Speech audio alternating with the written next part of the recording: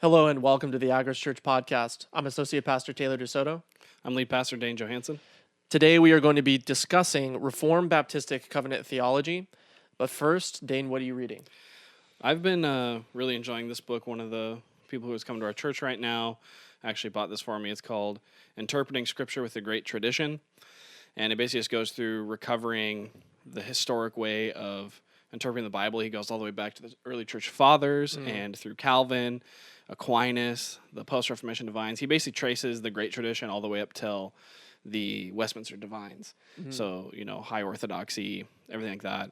And basically it shows how higher criticism, the Enlightenment, lower criticism, all that has really, really messed up the way that we read the Bible, how hermeneutics is being taught, how hermeneutics is being practiced. He gives an example of how when he took his first pastorate, he said he was too educated to preach Isaiah 53 on Good Friday as Christ, even though he knew that the New Testament constantly uses Isaiah 53, and Jesus himself uses Isaiah 53 Right. as pointing to him. So this is a book I recommend to, if you're in ministry or you're studying for the ministry or you're teaching in any kind of position, I guess, in church or in seminary or college, you should read this. Yeah, right. I've probably run across a couple places that I might disagree a bit with him, but as a general rule, I mean, this is amazing. This just really, the emperor's without clothes after this one.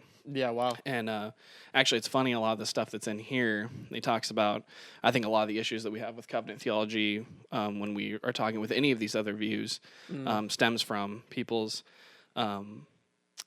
people leaving the great tradition of hermeneutics. And then the other thing I've been reading is Theodorus Vandergru's The Christian's Only Comfort in Life and Death, put out by Reformation Heritage Books. It was translated by Bartel Elslout, same guy who translated Brockel's The Christian's Reasonable Service. And it's a commentary by a Dutch Further Reformation divine on the Heidelberg Catechism. I'm reading this and Kirsten and Ursinus's commentary and a few other little commentaries on the Heidelberg, getting ready to preach through the Heidelberg Catechism in our midweek service at Agris Reformed Baptist Church. So, yes, as Agris Reformed Baptist Church, we're going to go through the Heidelberg. So, it's pretty exciting. Right. What about you? So I just got done reading The Mystery of Christ, His Covenant, and His Kingdom by Dr. Sam Renahan. Read through it pretty thoroughly, noted it up. I really didn't.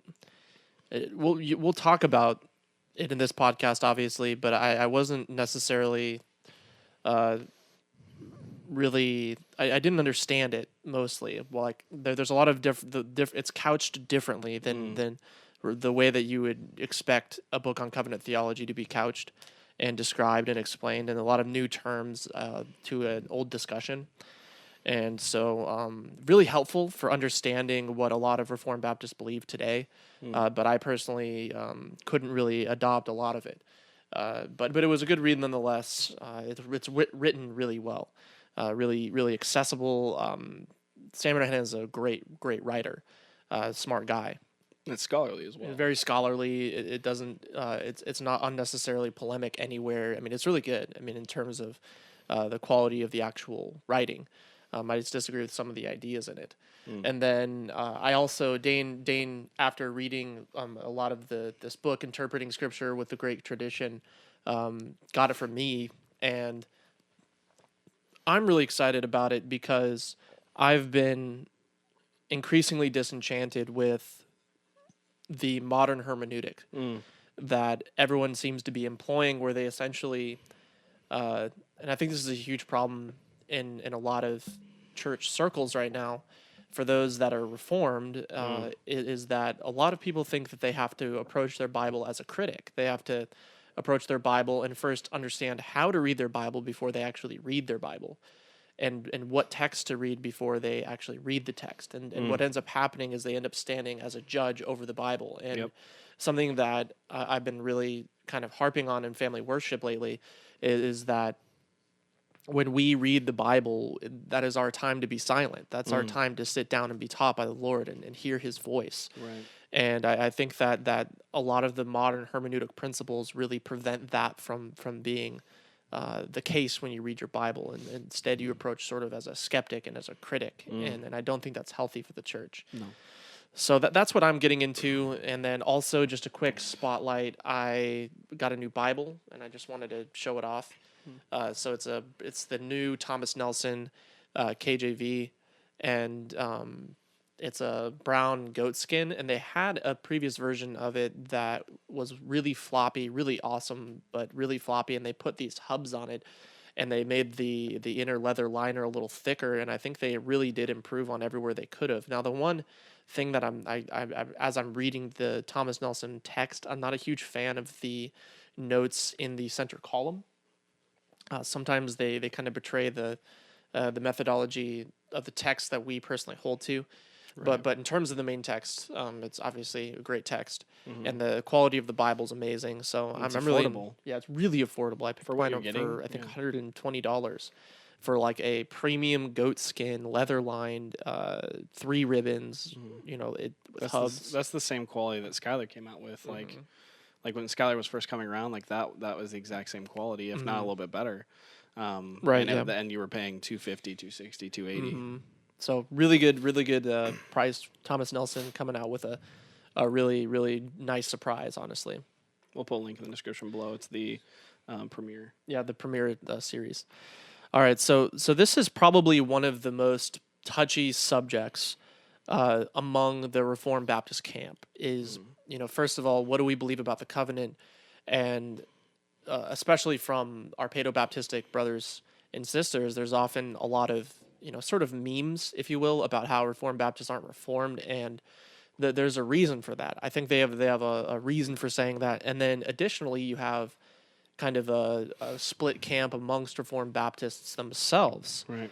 And so before we begin this podcast, we want to safely couch the topic in the fact that we have many brothers who we dearly love on both the Westminster Federalist side, the Dutch Reformed side, the 1689 Federalist side, and then we even have New Covenant Theology friends, and various articulations of that. And so we want to make sure that our spirit is that of Irenicism and unity here. And so this is not a polemic podcast. We're not trying to start a debate. So if you want to come into the comments and debate us, we probably aren't going to have too much to say to you. But it hopefully sparks a conversation. Right. I think that right now the Baptists are really interested in, quote, recovering their heritage. And I think it's a really healthy endeavor to do so. I think it's something that needs to happen. And so in this podcast, we're going to talk about what we believe about the covenant, what the other views kind of held in the Reformed Baptist camp are, maybe discuss why we hold to what we hold to. So there's not a lot of resources on this topic. Like if you ever go and look up Reformed Baptist Covenant Theology, not a lot. No, it's hard to find much. Really hard to find. So many people, when they're talking about this topic, kind of frame it as the particular Baptist believed this, the particular Baptists. And Dane, what do you think about that kind of like language?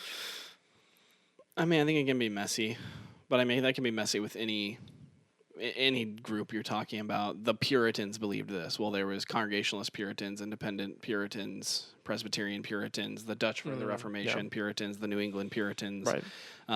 So when you there's going to be general things that all of them agree on and general principles. What makes a Puritan is, their heart for Christ, their application, all that kind of stuff. You can take any kind of group and be like, these are the general principles of Baptists. I mean, you could even do that just taking all Baptists together and, whether it's IFB or Southern Baptist or Reformed Baptist, they baptize professing adults. Like that's at the end of the day, that's like, one thing that all of us do. But I mean, I think it can be messy to say the particular Baptist thought this or the framers of the confession thought this, especially when in that time period they were pretty silenced with the religious persecution at the time. After King Charles came back into power, or his son, and the persecution for the Puritans in general, got pretty bad, and the Baptists were silenced even before that, and because of the general Baptists, the particular Baptists were also kind of lumped in with the General Baptists, and that was one of the main reasons for them trying to come out and be like, listen, we agree with everything everyone's saying except for this issue, and we're going to talk about that more. But I mean, I think it can be kind of sketchy to be like the particular Baptist thought So we want to be careful not to say every single particular Baptist believed this exact thing. Right. Though the position we hold to, we think is more historic. Right. Now that being said, what's kind of available on the topic as far as literature? Can you maybe point people to some books before we get into it? Yeah, of course. I mean, I think there's the base level entry stuff that if you're just somebody interested in Baptist covenant theology, an interested layperson, but then taking a step back, it would be like if you're a pastor or a minister and you're a Baptist, you need to start in the Reformation with Calvin, Bullinger, everybody working your way through. Understand historic Orthodox Reformed theology and Reformed covenantal thought before you even work your way historically through. Yeah. And then once you get to the Baptist, you understand what they're actually saying. Mm-hmm. So that's really one book that's really good is Andrew A. Woosley's dissertation that was printed by Reformation Heritage Books in their Reformed Historical Theological Studies series. It's called Unity and Continuity in Covenantal Thought, and he goes through from Calvin and Zwingli and Bucer all the way up till the Divines, and shows just the continuity of the Reformed development of covenantal thought. So, I mean, I think that's a good place to start. If you're, whether you're, a pastor or not, that's a good place to just get a good overview. And it even has a foreword by Richard A. Muller in there. So you don't want to start with like a popular level book on covenant theology. If you're a minister, no. And if you're just an interested layperson that really wants to understand your heritage, start with your heritage. And our heritage doesn't just go to the first Baptist that popped up, like John Bunyan or something. You're going to go all the way back to the Reformers and go from there. Some other popular level books and just good entry level books for people.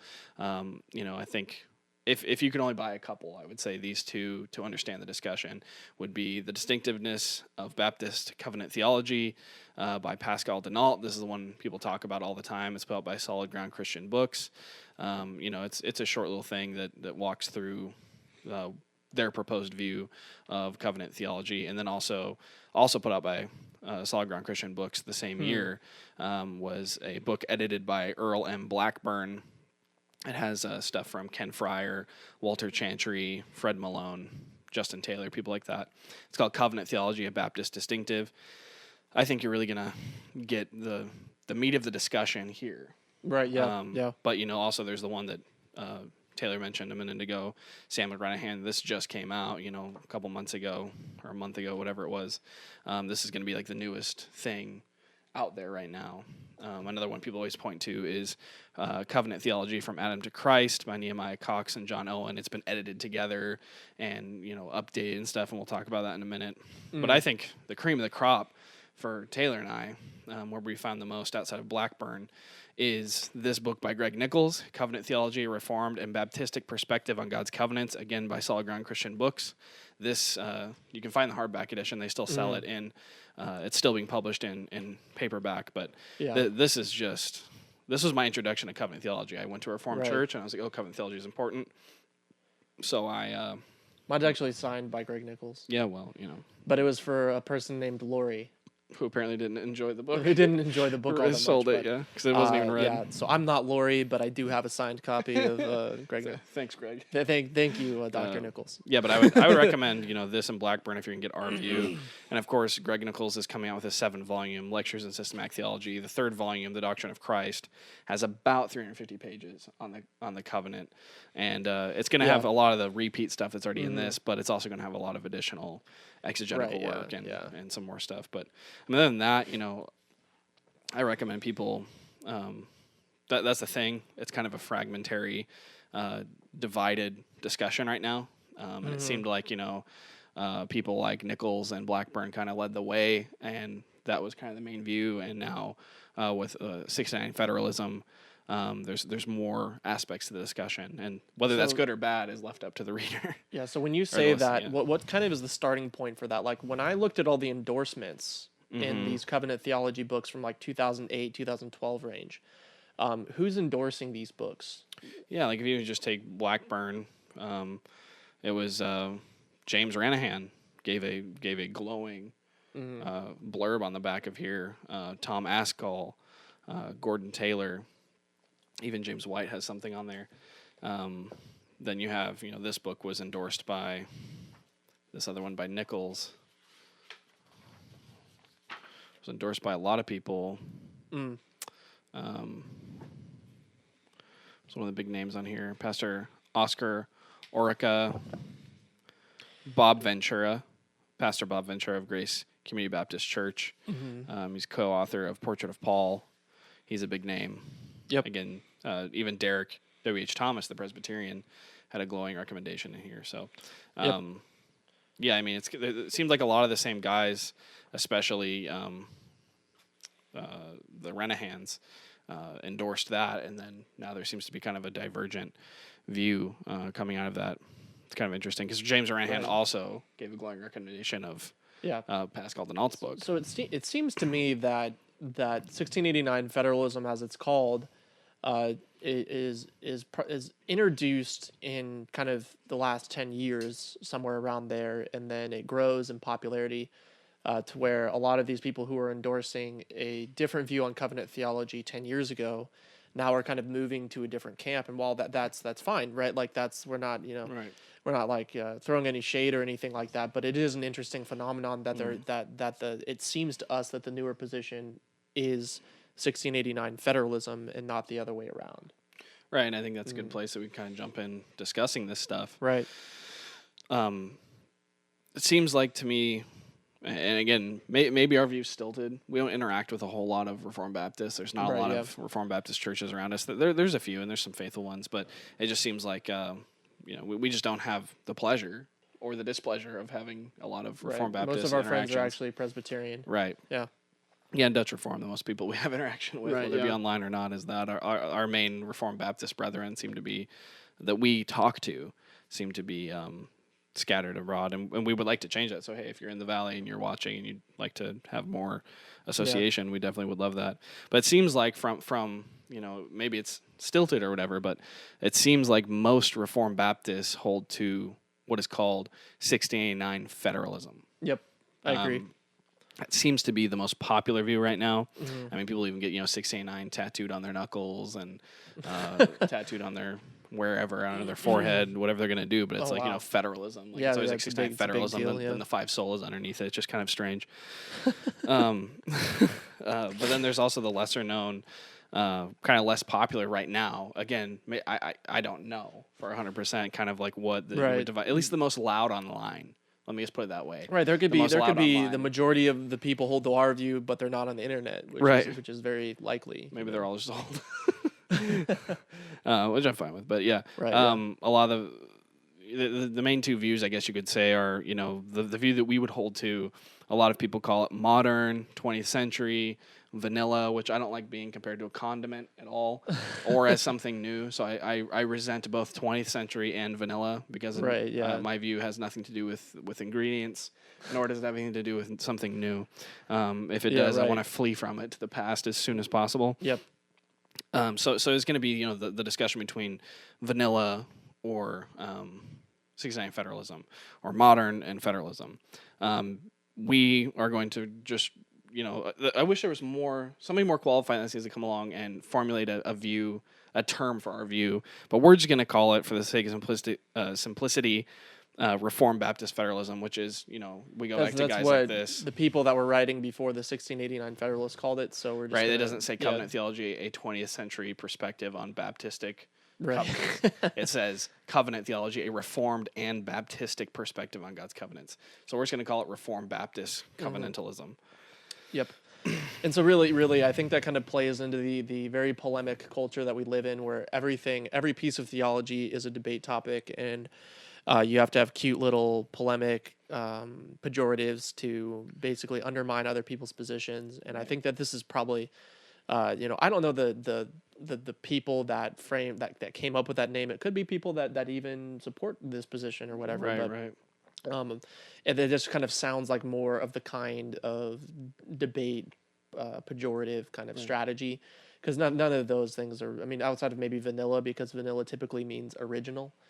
So if that's the case, then that's aptly named. But our case tonight and what we're going to kind of build out is why we believe that our Reformed Baptistic Covenant Theology, we believe it to be properly reformed and properly historic, And then biblical. I mean, and hopefully that's important. biblical, of course, biblical.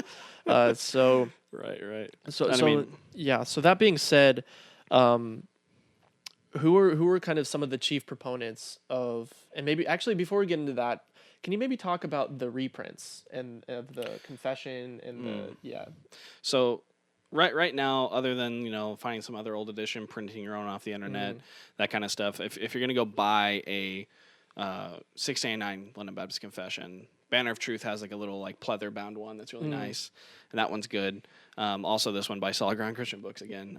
That guy does a lot of good stuff for all the Reformed people, but especially Baptists. This one's good. It has introductions by Renahan and I think it's just Renahan. Who else? Yeah, I does think it? James Renahan has the introduction to it. James Renahan has the introductions to both. So this is just going to be the London Baptist Confession of Faith and the Baptist Catechism, also called Keach's Catechism sometimes. Right. Yeah. You Not the best catechism. Yeah, it's not my favorite, but it's decent. Right. Yeah.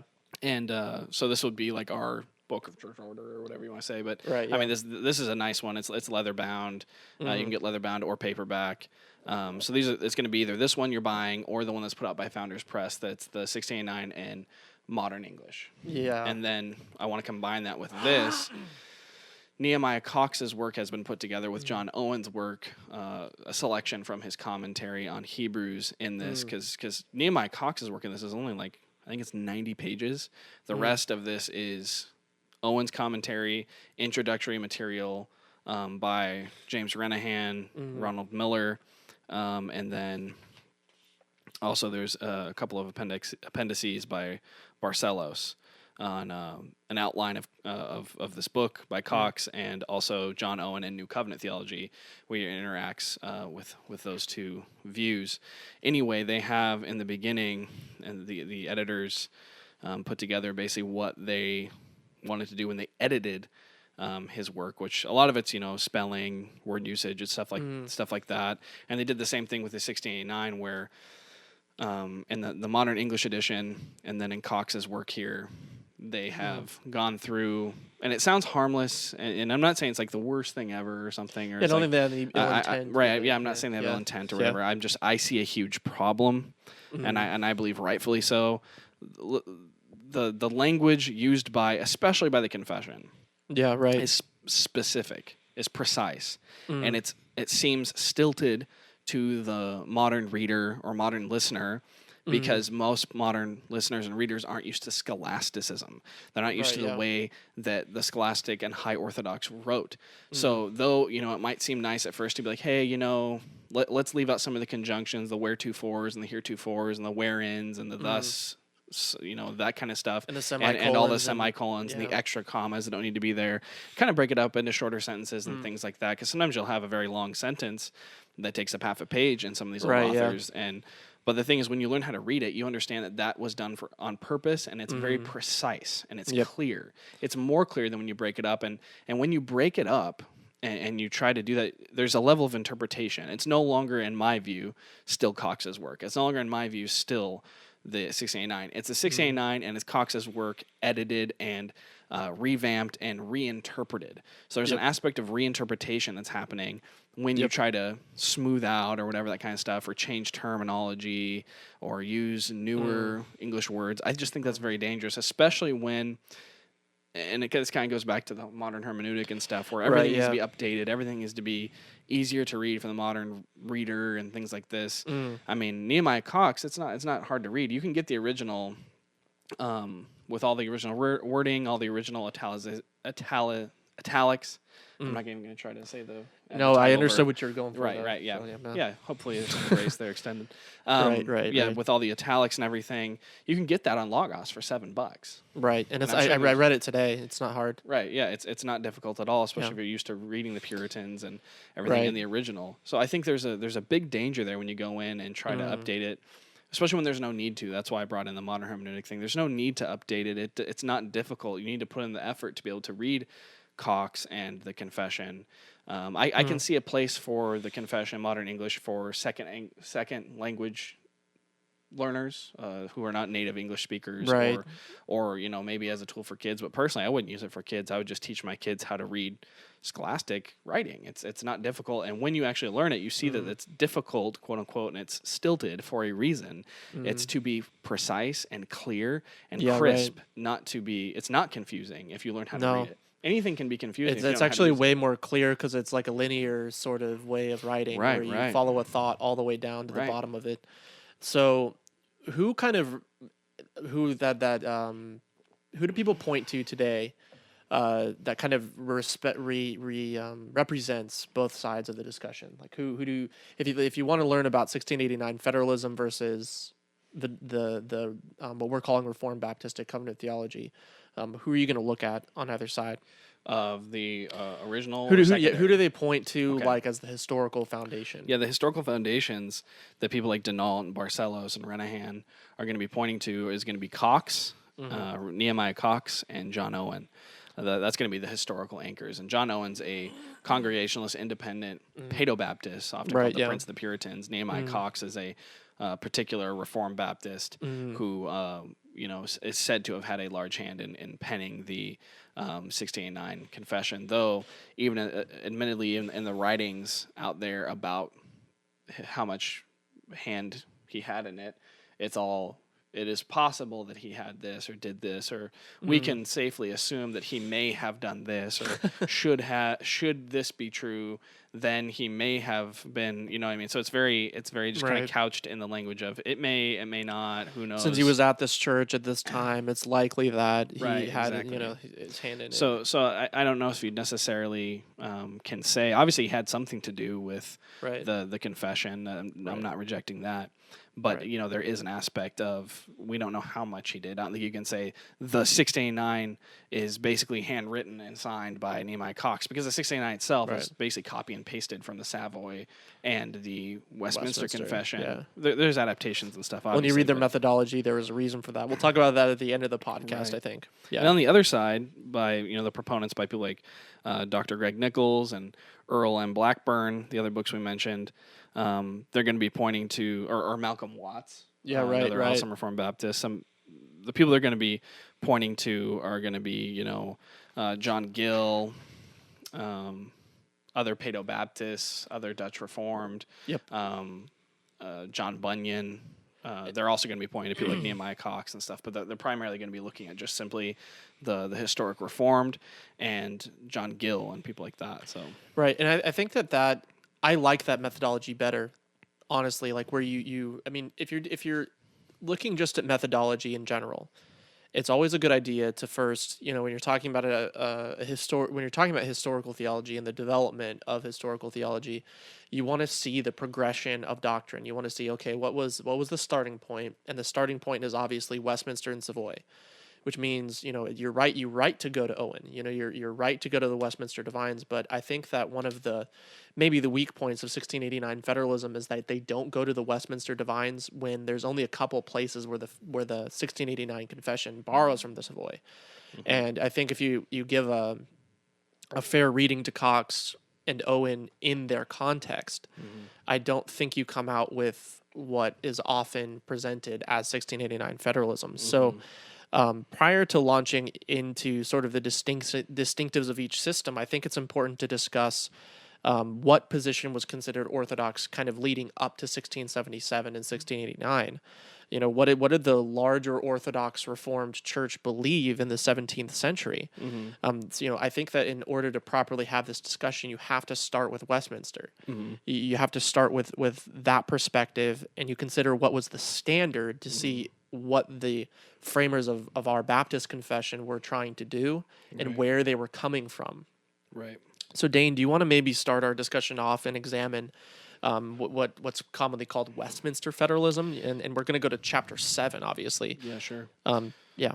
I mean, I've got just so people know, I have the Free Presbyterian Publications edition, which the is right one. Yeah, the one everyone's like, this is the one you have to have. So, I'll be reading from this. But I mean, if you look at both the London Baptist and the Westminster, both are going to be starting with the necessity of God's voluntary condescension to man due to the creature-creator distinction. So God doesn't make an equal quid pro quo with man. It's only God can descend to fallen man. Right. Man has nothing to offer God, so the condescension is on God's part, and he's the one starting, initiating, and fulfilling the covenant. Right. And so both start there. So if you go to chapter 7 in your Westminster, if you have it. I left mine at home because I'm a moron. Oh, because you're, the confessions both say that they could never have any fruition of him as their blessedness and reward. The man could not. So even the covenant of works was gracious in that sense. The covenant of works and the works done, the covenant of works could not attain unto the blessedness of the covenant themselves. Right. Yeah. So it wasn't in and of them. It wasn't in and of the works themselves. Right. It was the fact that God even was gracious enough to make a covenant with his creature at all. Right. So the way that God condescends to us is gracious, and both confessions read this as a way of covenant. He decides to condescend graciously to man, both in the covenant of works and in the covenant of grace. So both are rooted in God, start from God. God is the foundation of them. He's the framer of them, and he's the fulfillment of them. And it's not started on man's side at all. Right. So we start out on the same page between Westminster and London Baptist. So that tells you something about what they're trying to do. They're trying to say, hey, we're essentially saying the same exact thing at the starting point. We're not rejecting that.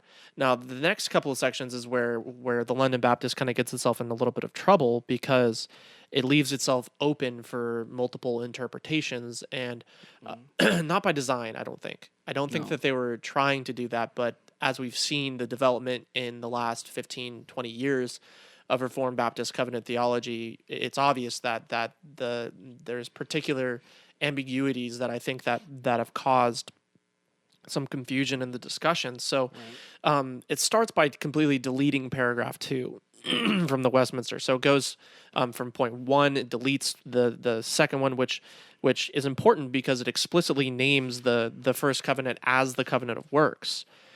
So while there aren't any Reformed Baptists that reject the covenant of works, the confession itself eliminates it from chapter 7 on God's covenant. Now, that doesn't mean that it's not in the confession. It's in chapter 20. So that concept is still in our confession. So for whatever reason, Nichols kind of jokes around about this in his systematic theology lectures and in his covenant theology book, that someone might attain a PhD if they ever discover why they did that. I have some thoughts that we'll talk at the end of the episode, but I kind of want to just talk about the different confessional positions first, and then we can talk about my theories. Well, and it's interesting too, because both chapter 7, both chapters 7 in both of the chapter 7 in both the Westminster and the London Baptist. There we go. Having a hard time tonight. So London Baptist Confession 7:2 and Westminster Confession of Faith 7:3 are nearly identical in their reading. If you have them in front of you, you can see that. And they both affirm the same exact thing. Both paragraphs address the focus and the implementation of the covenant of grace and the root of the covenant of grace in the fall. So the fall was the root of when that then had to be established after the covenant of works was broken. The major difference, though, between the two, if you put them side by side and you look at them, is that the London Baptist Confession of Faith avoids couching the entire concept in terms of a second covenant. It doesn't come along and make a second covenant. And instead it says, quote, it pleased the Lord to make a covenant, despite describing it identically.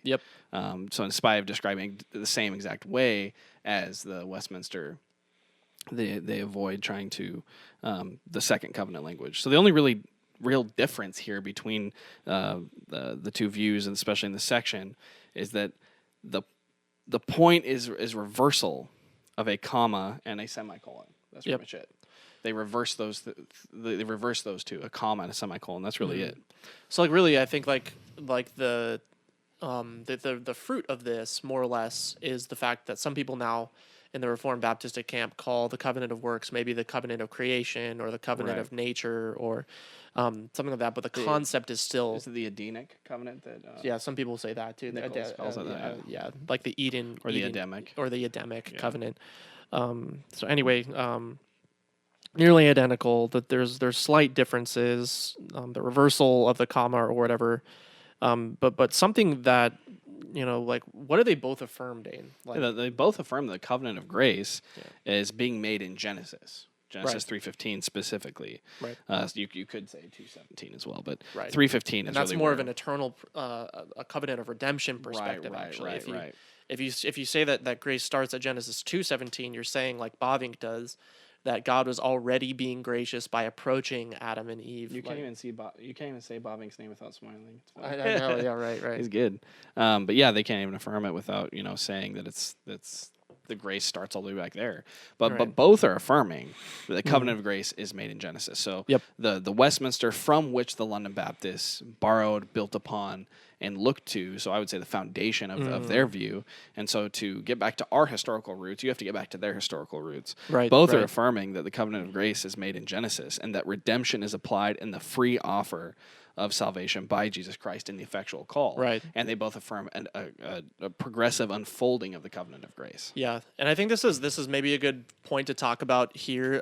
The reason, so every Baptist should affirm that the covenant of grace is made at Genesis 3:15. Right. The problem that I found is that it cites Genesis 2:17, but then in paragraph 3, it cites Genesis 3:15. So Right. so the either way you spin it, both Westminster and London Baptist confessions affirm the covenant of grace at Genesis 3:15. Right.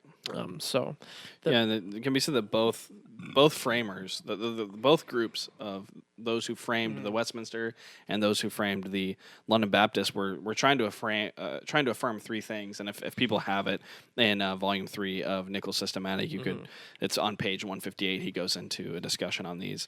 The three things that both groups of framers were trying to affirm is this: number one, the general call of the gospel. It's freely offered in the covenant of grace. Number two, the effectual call of the gospel, which is ordained unto eternal life for the elect.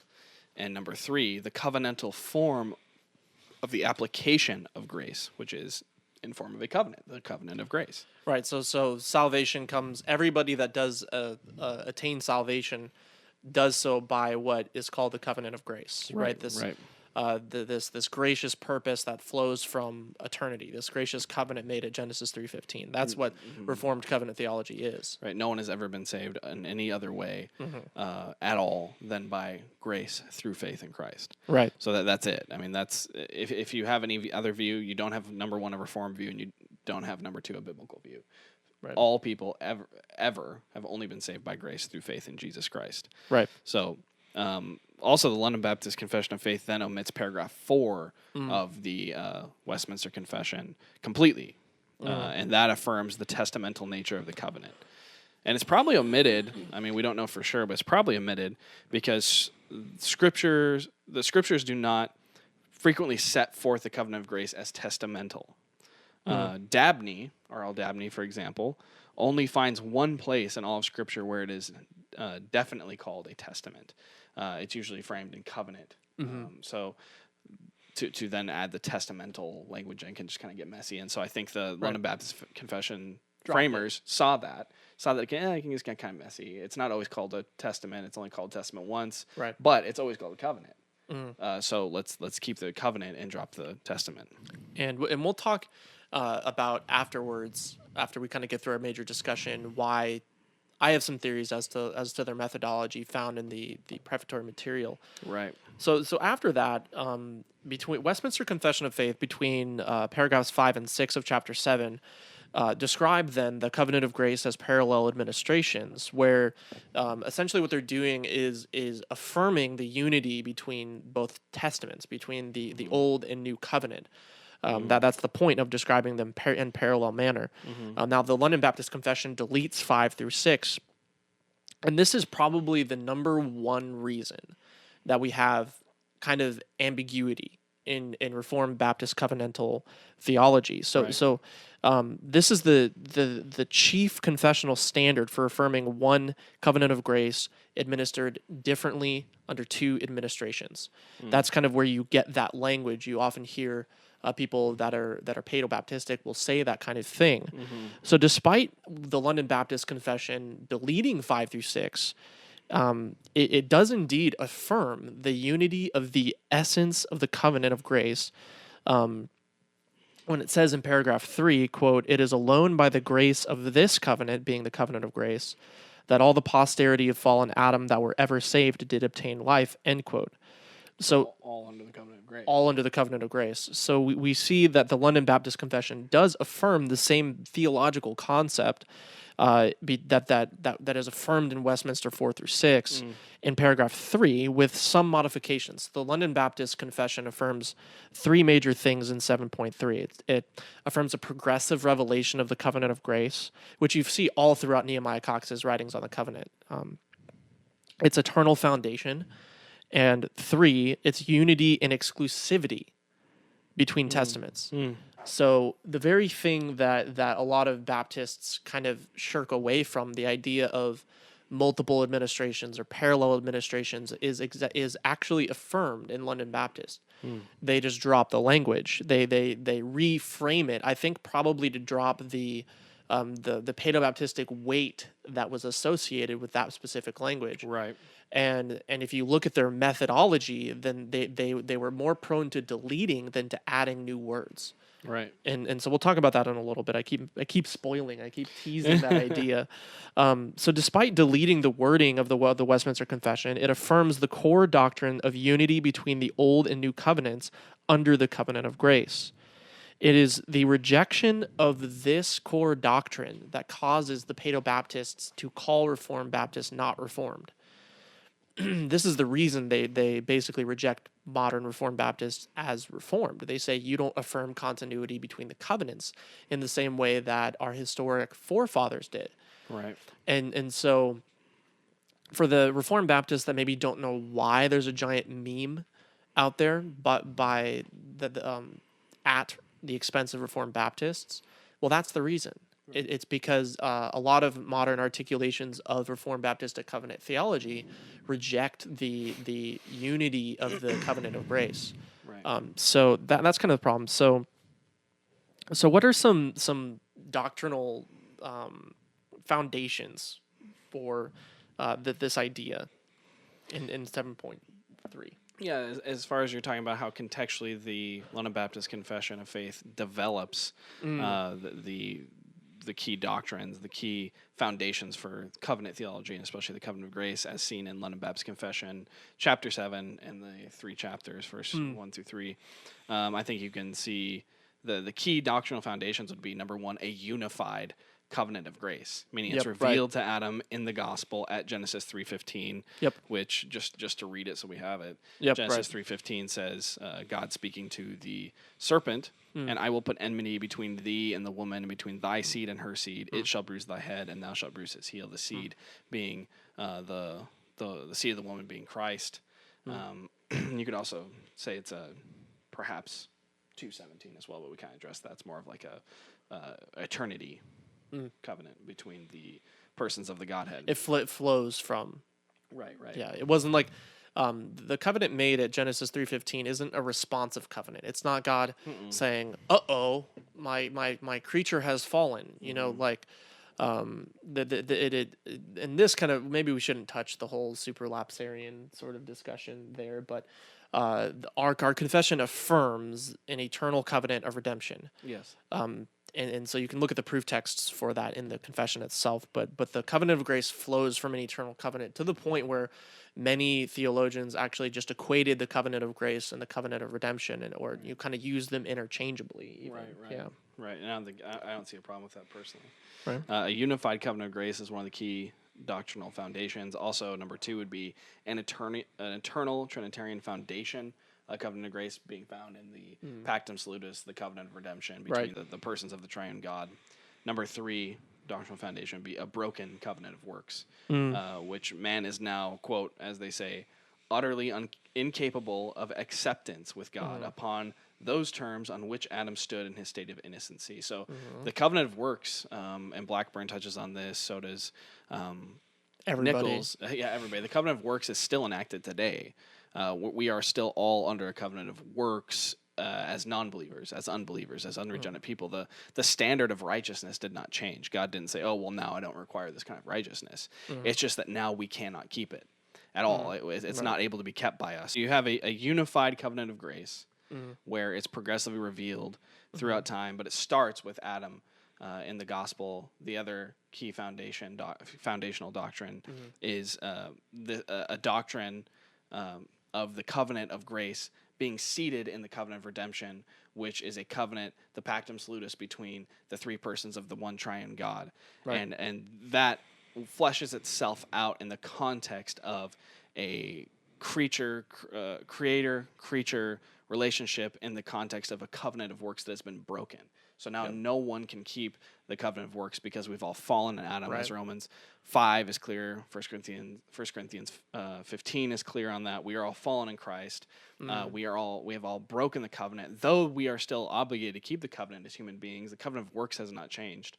Or has not been just done away with. God's standard of righteousness has not changed. It's just now humanity can no longer keep it. So that's why the covenant of grace instituted in Genesis 3:15, given to Adam, preached unto Adam, and having its seat in the covenant of redemption, stemming from God and the three persons within the Trinity.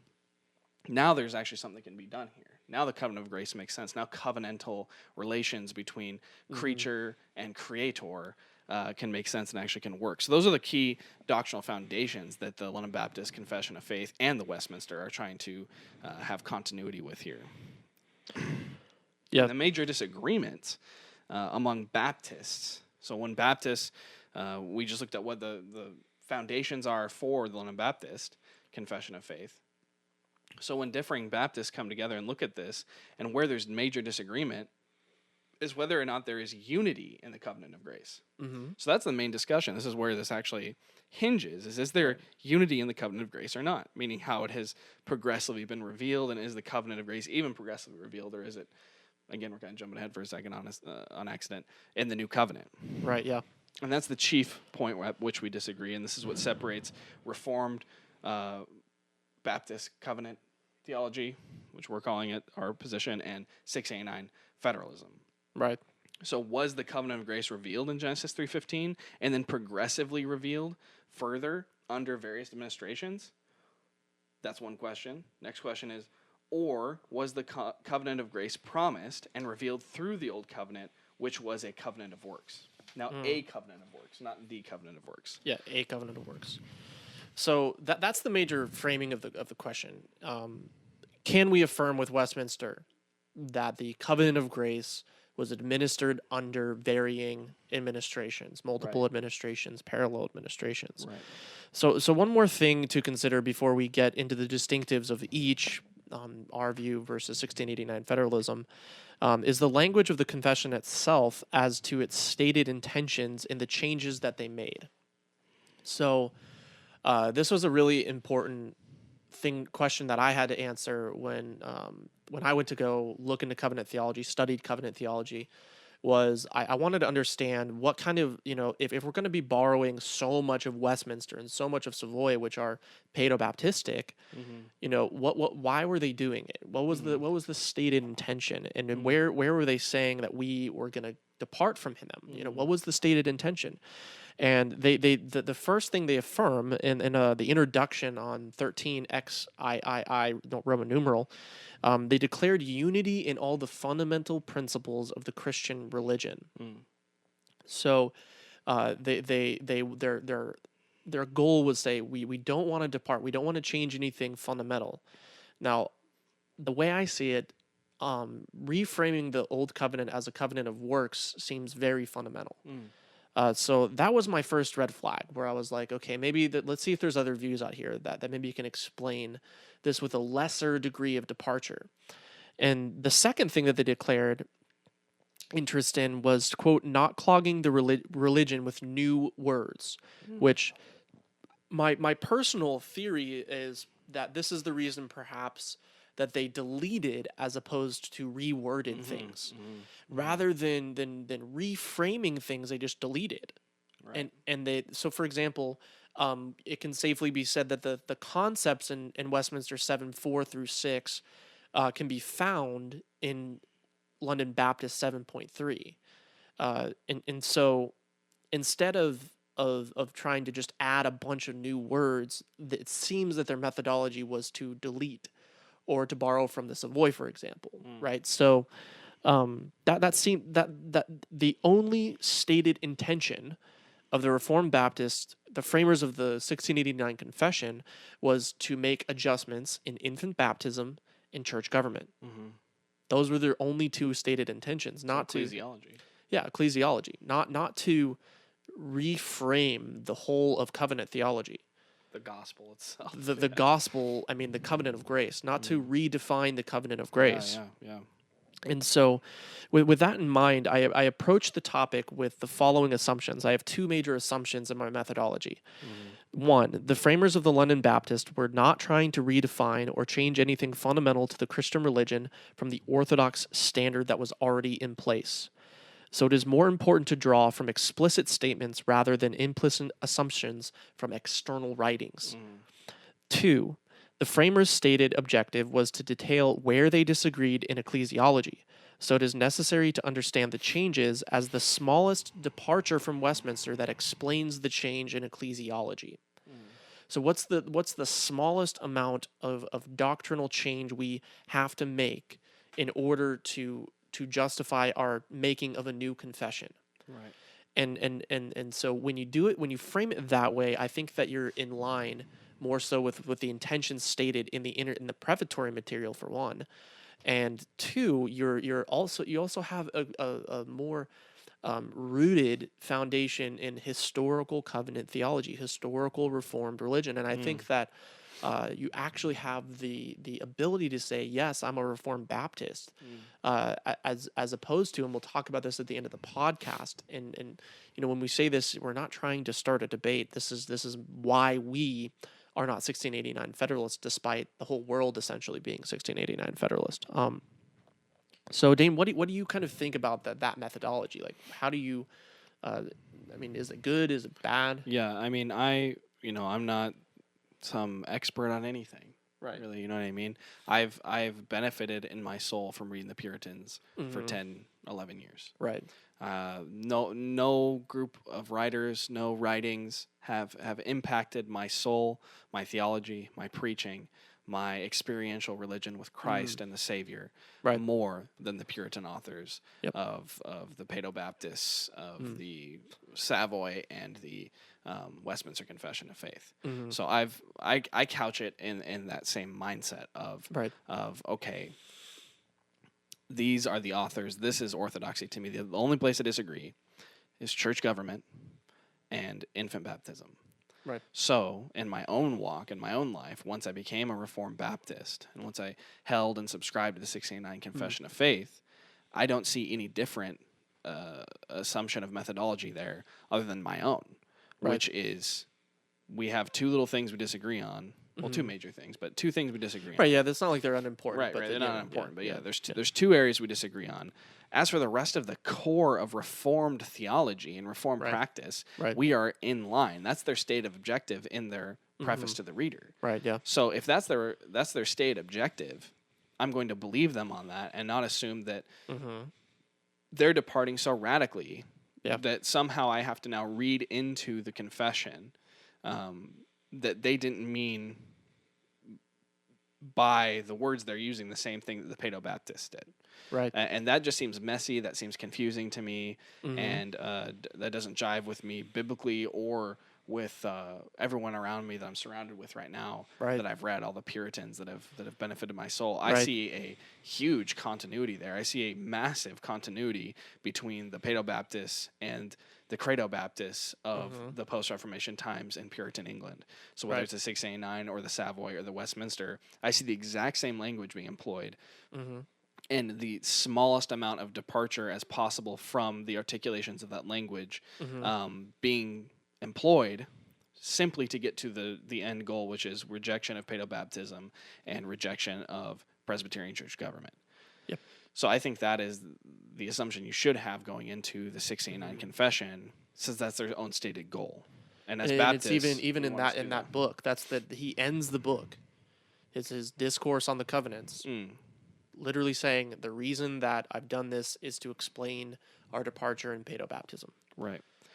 So I think to answer your question directly without that huge walk around, No, I like was that. Yeah, it's good. Is yes, I think those are those two keys.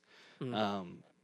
Those two interpretive principles, those two assumptions, are the assumptions that we should have going into the 1689 Confession of Faith. Right. So now that we've given our understanding between the differences of Westminster and the London Baptists, let's talk about the differences between the hermeneutic principles of 1689 Federalism and what we're calling Reformed Baptist Federalism. So 1689 Federalism, and I'm pulling my understanding of 1689 Federalism from Dr. Samuel Renahan's book, from Pascal Denault's book, mostly. I've read the first and second edition of Pascal Denault, and I've read the Mystery of Christ by Renahan. So 1689 Federalism. One of the problems that I have found with 1689 Federalism, it's really easy to articulate at kind of a top level, right? Like a sort of zoomed out view. And once you sort of get into the minutia, it sometimes becomes a little bit difficult.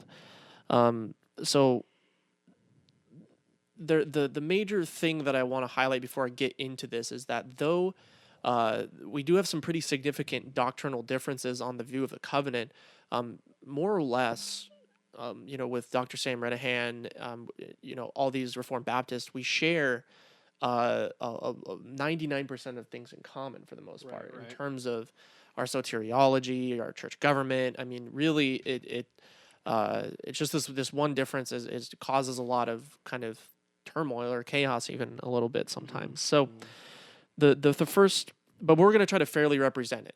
We don't want to we don't want to make this a polemic sort of thing. So. Well, can I just add this too? Yeah. So we've mentioned it a couple of times. The reason why we're even doing this podcast is because people have asked us multiple times. Right. People find out we don't hold to federalism, like, well, what do you guys believe then? Right. And we say, well, we don't hold to this. We hold to something more like Nichols or anything. People are like, can you please flesh that out for me? Because the only thing I know of, both Paedo-Baptists and Baptists have asked us this. Okay, the only thing I know of when I think of Reformed Baptists is federalism. How is it that you can hold to federalism and yet reject, or not hold to federalism and yet still reject paedobaptism? I feel like this is the only answer to rejecting paedobaptism. So what do you guys even believe? So we've been asked multiple times for probably a year. Probably about a year. And we just keep being like, we're like, we don't want to touch that one. So again, we're not doing this to be polemic at all. We're literally doing this to so we want to be as informational as possible here. Our friend Jake, I'm not going to say his last name just to protect the innocent, but we have a friend, Jake, you know who you are, who's asked us multiple times. So this one's for you, Jake. Yeah, here you go. So the first hermeneutic principle of 1689 federalism is that the covenant which is promised at Genesis 3:15 is the covenant of grace. So that's we would affirm the same thing. Now the difference here between us and that is that the 1689 Federalist system calls the covenant of grace the new covenant. It says they're the same thing, or even the new covenant of grace. So in reality, it is the new covenant which is promised at Genesis 3:15, and so this is one of my maybe I'm misunderstanding that, but in terms of logic, when you're putting two things on the side of an equation, and you're saying this is that. That we'll talk about that at the end of the podcast, but essentially they're saying covenant of grace is just promised at Genesis 3:15, and it essentially is the new covenant.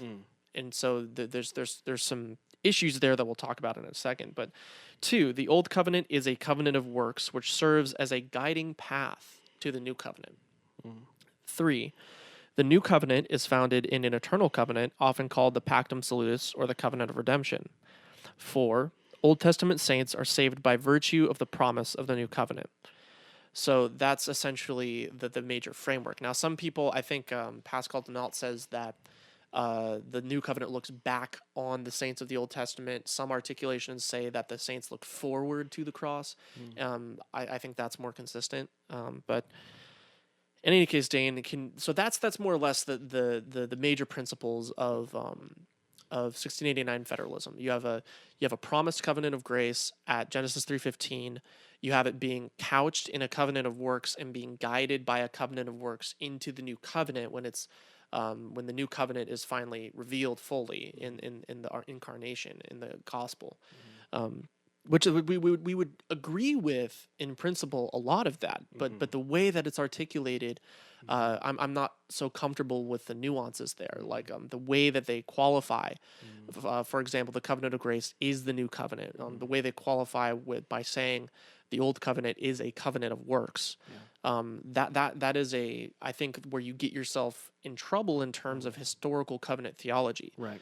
That's where you kind of depart ways, and I think that's why a lot of Reformed Baptists get flack from Paedo Baptists, because they're like that's not Reformed, Right. and so that's kind of the problem there. So Dane, what is our position? What would we say is Reformed Baptist federalism?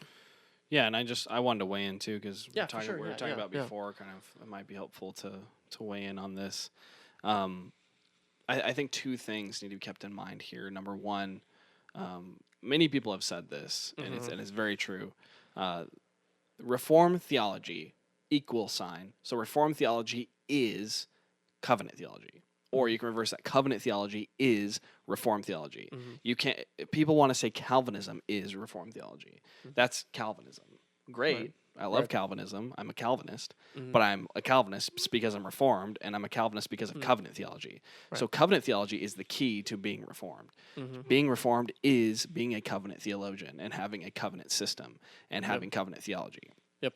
So when you then go in and introduce something that's foreign to the history of Reformed theology, the history of Reformed Orthodox covenant theology, that's an issue for me. And that, I think, raises a red flag for me and for a lot of other people. And by saying that covenant theology is Reformed theology, if your covenant theology doesn't reflect Reformed covenant theology, then that's where it's easy for people to say, well, you're not Reformed then. And so that's kind of where that comes from, I think. That's the reason for it. A logical, clear-thinking Paedo Baptist is going to look at that, a Reformed Paedo Baptist, and say, okay, you're not Reformed because your covenant theology isn't Reformed. So again, answering back to the framers of the Confession, they were trying to do as little. They were attempting to and doing in practice, I believe, changing as little as possible to get to their end goal, which was a difference in Paedo Baptism and church government, so in ecclesiology. Yep. And then number two, the second thing. For me, just weighing in on this is, how that was just laid out is pretty clear. You know what I mean? I reject it, but it's somewhat clear. The problem is when you have hundreds of pages of the writing where they flesh this out. Yeah. Again, by good, well-intentioned men. I'm not casting any doubt on their intentions or their scholarship or their ability. Right. But the fact of the matter is, at the end of it, you have the covenant, the old covenant is a covenant of works, red flag. Right. The covenant of grace is the new covenant, red flag.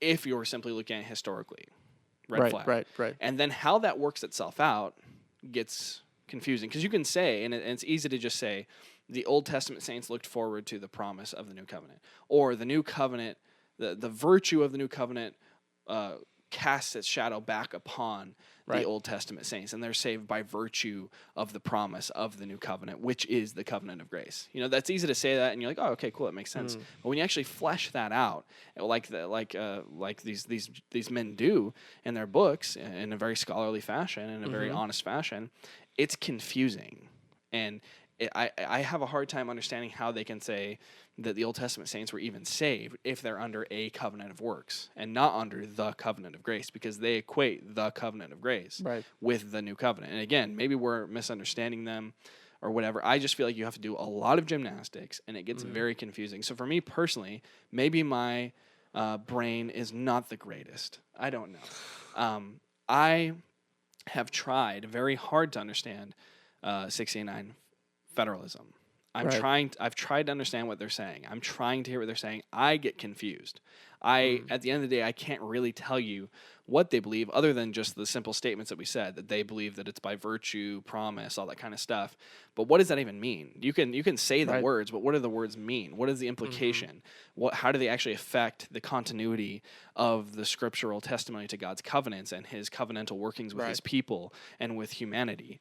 Yep. That's where it gets messy. And I know they're still kind of a work in progress in a sense. They're still trying to release journal articles, books, dissertations on what the particular Baptist, what they believe the particular Baptist taught, and what the confession teaches. Right. And I get that. So there's time there that they're still working through it. But I'm left confused, and I have a bunch of red flags in front of me, and I don't know how they are saying, "Don't worry, those aren't red flags." And I'm looking at them and going, "Those are huge red flags for me," and I don't know what you're saying at the end of the day. Yeah, well, and we're gonna probably take a long episode here, but I think that it's important.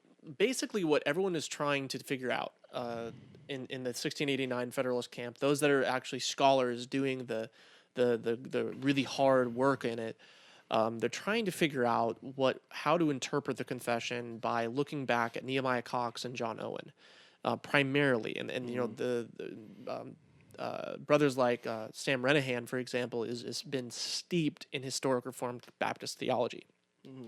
So I think that it would be unfair to say that he just doesn't understand the Reformed Baptist. I think the major part that I have not seen discussion on, and maybe it's just my lack of reading, but or I haven't seen the right articles or read the right books, but I'm pretty up to date on all the books at least. And there seems to have been a discussion as to what specificities of the temporal aspects of the Old Covenant were fulfilled. And so in John Owen's commentary on Hebrews 8, verse 6, for example, Owen begins his the section in question by saying, "I am not saying that the Old Covenant is a pure covenant of works." And so he builds out this idea that there's mixed components to, there were temporal blessings and cursings that had to do with the land promises. And so I think that Nehemiah Cox, if you read his discussion, his discourse on the covenants, he's doing the same thing. Now he uses the language, the law of circumcision, or the covenant of circumcision, I believe it's what it's called. And what he's trying to do there, he first couches the whole discussion in bluntly saying that the covenant of grace was made with Abraham. I mean, it's literally a bullet point or a numeric point where he says the covenant of grace was made with Abraham. And then in the next two chapters, he goes on and talks about the covenant of circumcision. And what he's trying to do is highlight the fact that there are non-eternal components to the covenant of grace in the Old Covenant. So the whole purpose is so that he can explain the continuity of the covenant of grace without the continuity of the temporal components of the Old Covenant. So the land of Canaan and the blessings and cursings that were involved with Canaan and the land. So that's what I think Nehemiah Cox was trying to do. And that's what he says he's trying to do. Right. So when you view it in that perspective, when he says, for example, that the Mosaic covenant was a covenant of works, it is couched in his discussion on the covenant of circumcision, not his discussion on the covenant of grace. And so that I think is probably the key point that I would disagree with the 1689 Federalist with. I don't think that I think that if you interpret Nehemiah Cox and John Owen in the same kind of perspective that they were writing in, right, the 17th century view of the covenant, if you couch them in that perspective, then I think it makes more sense what they were trying to do. I think this for two reasons, because first, Nehemiah Cox explicitly says that the covenant of grace was made with Abraham. It was made with Noah. It was made with Adam. And two, John Owen was a Paedo-Baptist. Right. So there's a couple of red flags I have there. When I have heard this from a lot of folks on mostly internet forums, which is not necessarily the best litmus test of things, but But since you're probably watching this on the internet, when you're probably watching on this internet, you've probably heard this stuff. Yeah. but basically say, well, if John Owen had lived longer, he would have become a Baptist, or John Owen was a Baptist and he didn't know it, or he just didn't have time to work out his logic. And it's like, if you've ever read John Owen, making an assertion like he hadn't thought something through, I mean, kind of absurd. No. If you've ever if you've ever chewed through John Owen and waded through the thick, like John Owen literature, like he's very, very, very logical, and it's kind of a strange claim to me that you would say that about John Owen. I mean, the guy wrote 7 volumes on an exposition of Hebrews. Right. Each ranging in like 600 plus pages. Right. 2 of those volumes were introductory essays on different themes and discussions about Hebrews. Right. So I mean, to say, well, I don't know if the guy like really thought out, his I mean, plus the additional 17 volumes if you include the Latin writings.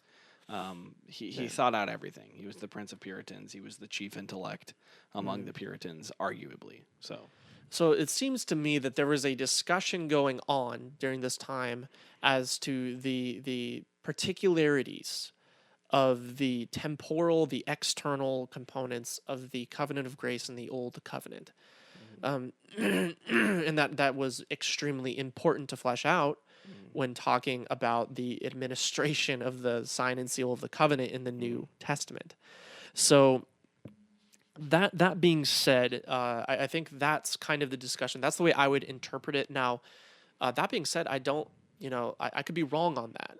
That just seems to me likely what's happening, rather than supposing that John Owen was a Baptist. You literally have on the front cover of one of these books, literally John Owen's face on the front of a Reformed Baptist Covenant Theology book, which is just, and John Calvin, John Calvin too. And so it's like, maybe, like, maybe take a step back for a second. Maybe understand it a little differently. And that was me talking to me.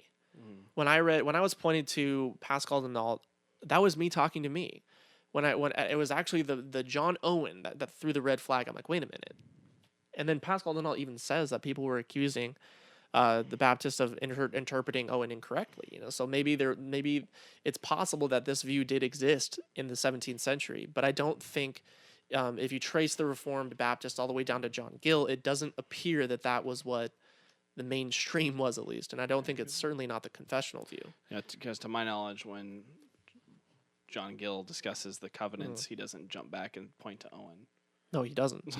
And he's comfortable using the language of multiple administrations right. and things like this. So, well, and if you have Blackburn, it's on pages 106 and 107.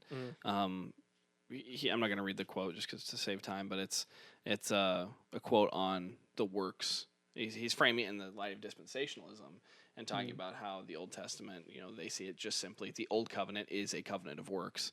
So all the administrations, all the different republications of the covenant or dispensations of the covenant would be all covenants of works, or all the covenant of works. Right. And he's laying out how there's temporal aspects that are works that were required under those specific administrations, dispensations of the covenant of grace, the Noahic, the Mosaic, the Abrahamic, the Davidic, all that.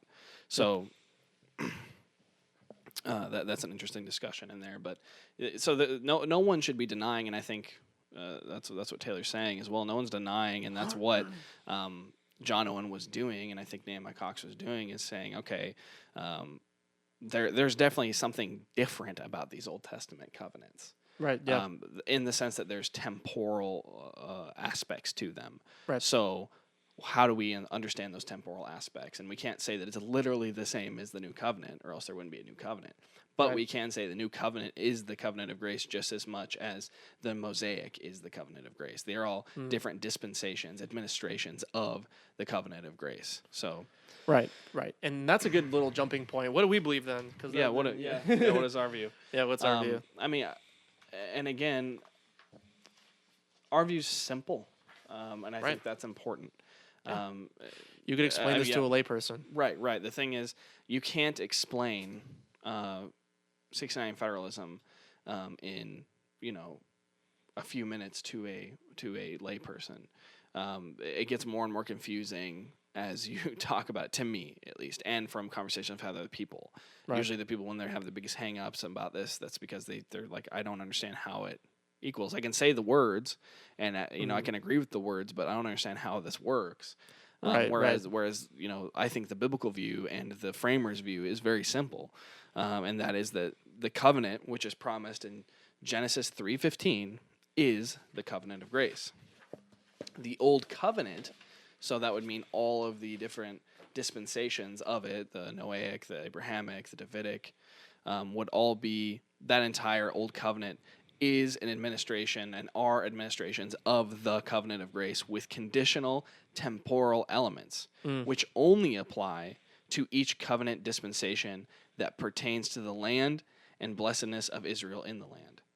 So there's all these different dispensations within the covenant of grace. Yep. And they all have different temporal aspects. Nichols' book goes into each one so thoroughly, and it's so good. And that's why even Paedo Baptists like that book, because they're saying he just does a wonderful job showing the different temporal aspects and how they fit into the overall view of the biblical covenants, the overall view of the covenant of grace. And then where do we get this from? The covenant we get this from our confession, because in paragraph 3 it says this covenant. It's talking about the covenant of grace. That's pointing back to paragraph 2. Is revealed in the gospel, first of all to Adam in the promise of salvation by the seed of the woman, and afterwards by further steps. Which covenant is revealed in further steps?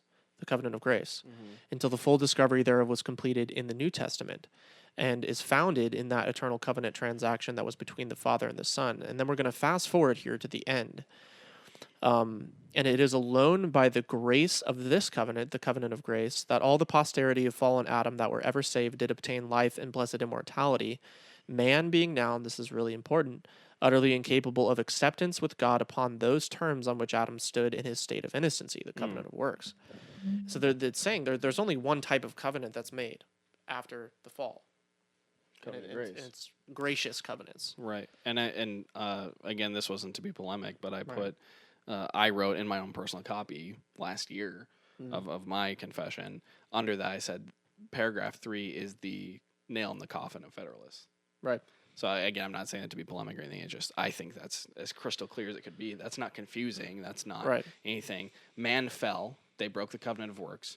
Then a covenant of grace was instituted, which was progressively revealed through different dispensations that had temporal aspects up until the new covenant, which has its own temporal aspects, and it's most brilliantly and clearly seen and revealed in the new covenant that Christians live under. So then another aspect of our view is that the covenant of grace is founded in the covenant of redemption. We borrow a lot from the Dutch on that and really put a high premium on the covenant of redemption, also called the Pactus Salutis, Pactum Salutis. So we look back into that and see the Dutch talking about that a lot. And then the new covenant. Well, this is really interesting because in Renahan's new book, he doesn't frame the fall in terms of the covenant of redemption at all. Right. Which I found very interesting. That has similarities with dispensationalism. Right, like like if you read Bavinck on the covenant of grace and the covenant of redemption, it's so integral to his view of the covenant that it is founded in eternity because of the fact that when Adam and Eve sinned, the world just isn't immediately undone. Right. There's grace holding everything together because of what would be promised at Genesis 3:15. God was already working grace by the time we get to Genesis 3:15, and that flows from an eternal covenant, an eternal foundation, which is what our confession affirms as well. Right, and the new covenant, for our view, is the final administration of the covenant of grace, which is rooted in the covenant of redemption, which affirms the covenantal unity described in 7:3. And actually, I'll read Blackburn. His entire... Is this Blackburn that writes this essay? I don't even know. It's right here. I have it right here. No, Walter Chantry writes this essay, which starts on page 89 of Blackburn's book, and then on page 108. And he says this all throughout this essay. But this is just very clear. He says, every biblical covenant after the fall is revealed by God as a form of the covenant of grace. Not one covenant since Eden has been a covenant of works. Never, ever did the Lord give a covenant of works to sinners as a way to blessing. None of the biblical covenants since Eden operates on the law of works. Romans 3:27. All have as their mainspring the law of faith. Yeah, amen. So, I mean, at the end of the day, our view has every dispensation in the Old Testament are simply different administrations, different dispensations, different aspects temporally Right. of the covenant of grace for the revelations.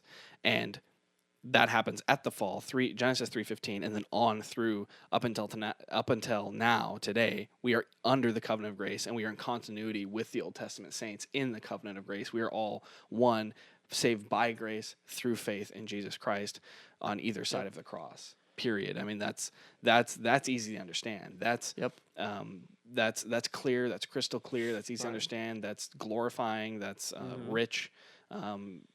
And it just gets confusing when you add in a bunch of other stuff, in my opinion.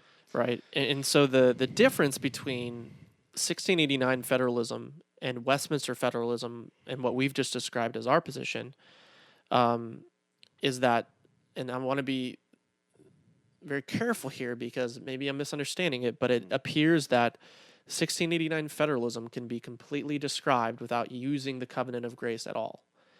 Yeah, you don't have to say that word. Because since it rejects that the old covenant was the covenant of grace, the only covenant that is the covenant of grace is the new covenant. Right. And if you read Denault, you read Renahan, you read all of them, all the guys that are writing today, that they affirm that. And so then not that you don't need the covenant of grace. They affirm that the new covenant is the covenant of grace and that the old covenant is a covenant of works.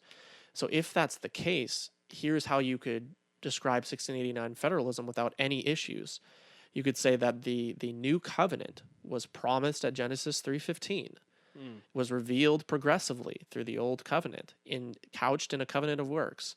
Types and shadows. Types and shadows. Virtue. It's types and shadows of the new covenant, and I find it very interesting that Renahan frequently cites Schreiner as source material in his book, who a premier new covenant theologian.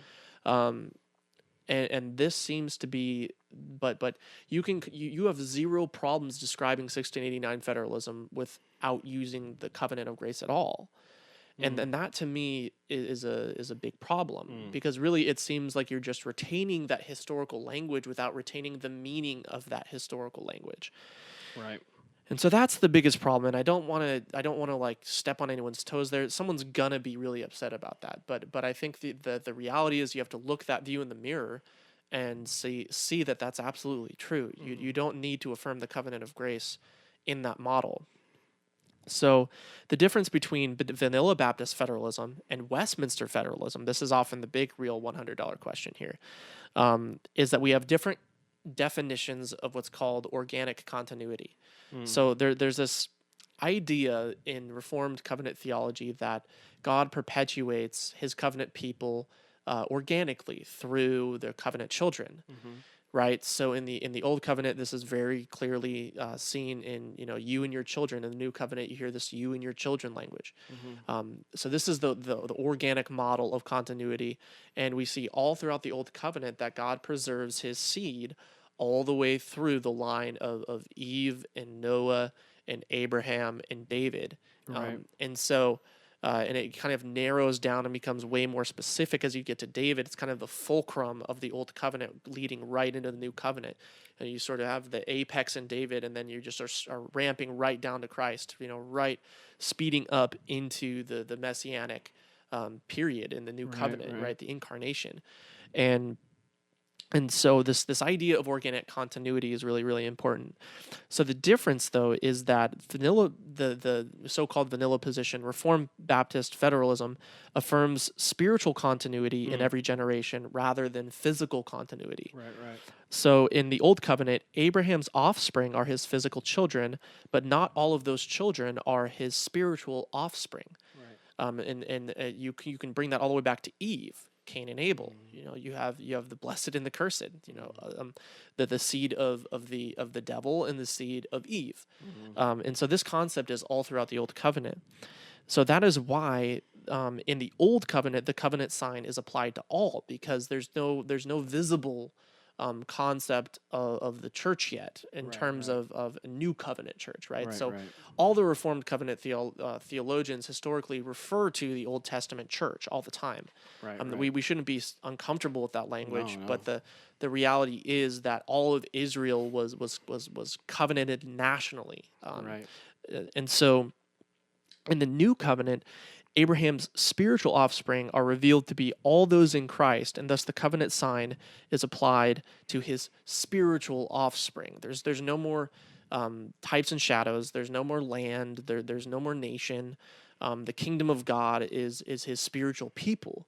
And so when you talk about the difference between organic continuity in the Old and New Testament, we would which is why we reject paedobaptism, because we say that just like Abraham's faith, and you can read this in Romans, just like Abraham's faith looked at his circumcision, right? He believed and then he was circumcised. We Romans share 4. Romans 4. We share that faith, and so we believe and then we're baptized. And so that's the kind of idea that we take on, where the idea of organic continuity amongst paedobaptists typically is one of physical. You would circumcise or baptize your children by virtue of them being your covenant children, and then their baptism is made efficacious by the Holy Spirit upon their effectual call. Right. And so we affirm, though, so that's the minor difference, is really the time we apply baptism. We wait for the effectual call. We wait for the means of grace to be efficacious to our children. And so we affirm with the paedobaptists the unity of the covenant of grace, its progressive revealing through the Old Covenant. We simply understand the application of the covenant sign in the New Testament differently than the Westminster Federalists. That's the only difference. Right. In terms of how that outworks itself, is that difference in, do we apply it to our physical offspring or our spiritual offspring, the spiritual offspring of Jesus? And so we say that all the types and shadows have been done away with in the new covenant. We have a clear method of baptism proposed in the scriptures for those that believe. Right. And so that's the way we do it. So what are your thoughts on that? Anything to add?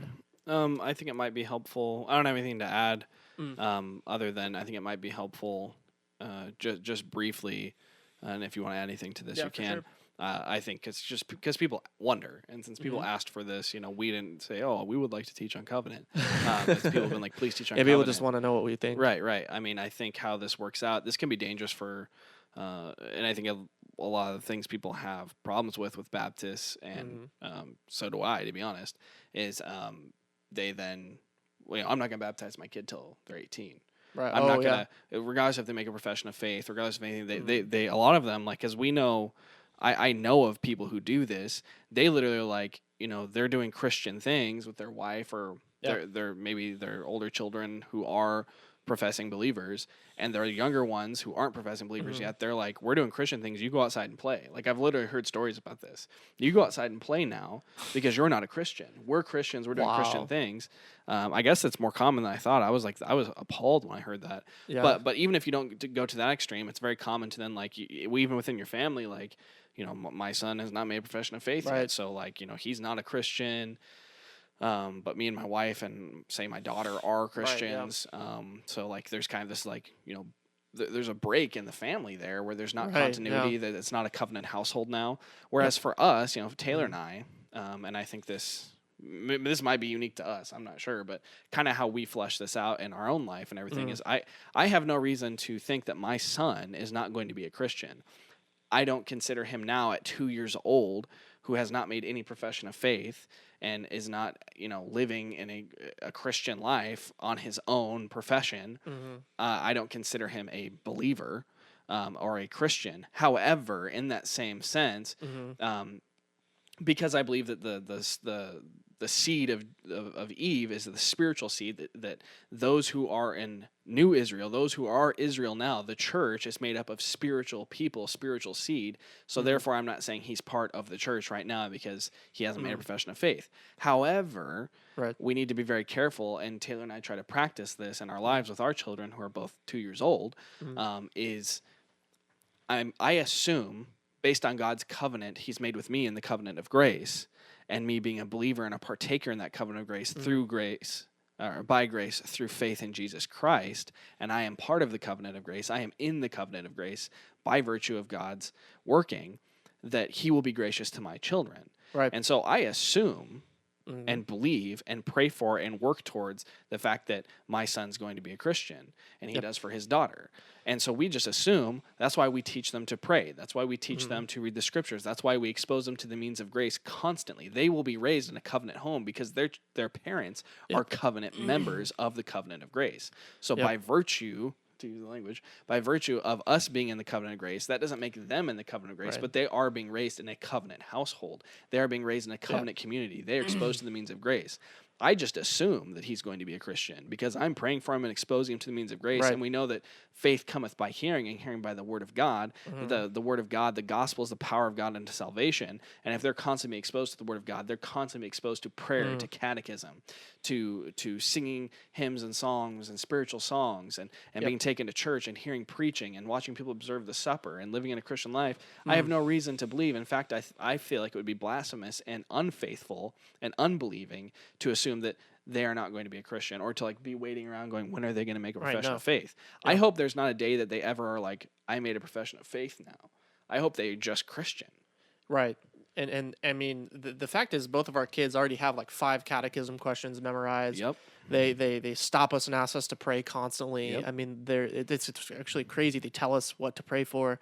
Right. I mean, we'll go and pray for literally every name she knows. Yep. For like 10 minutes. You know.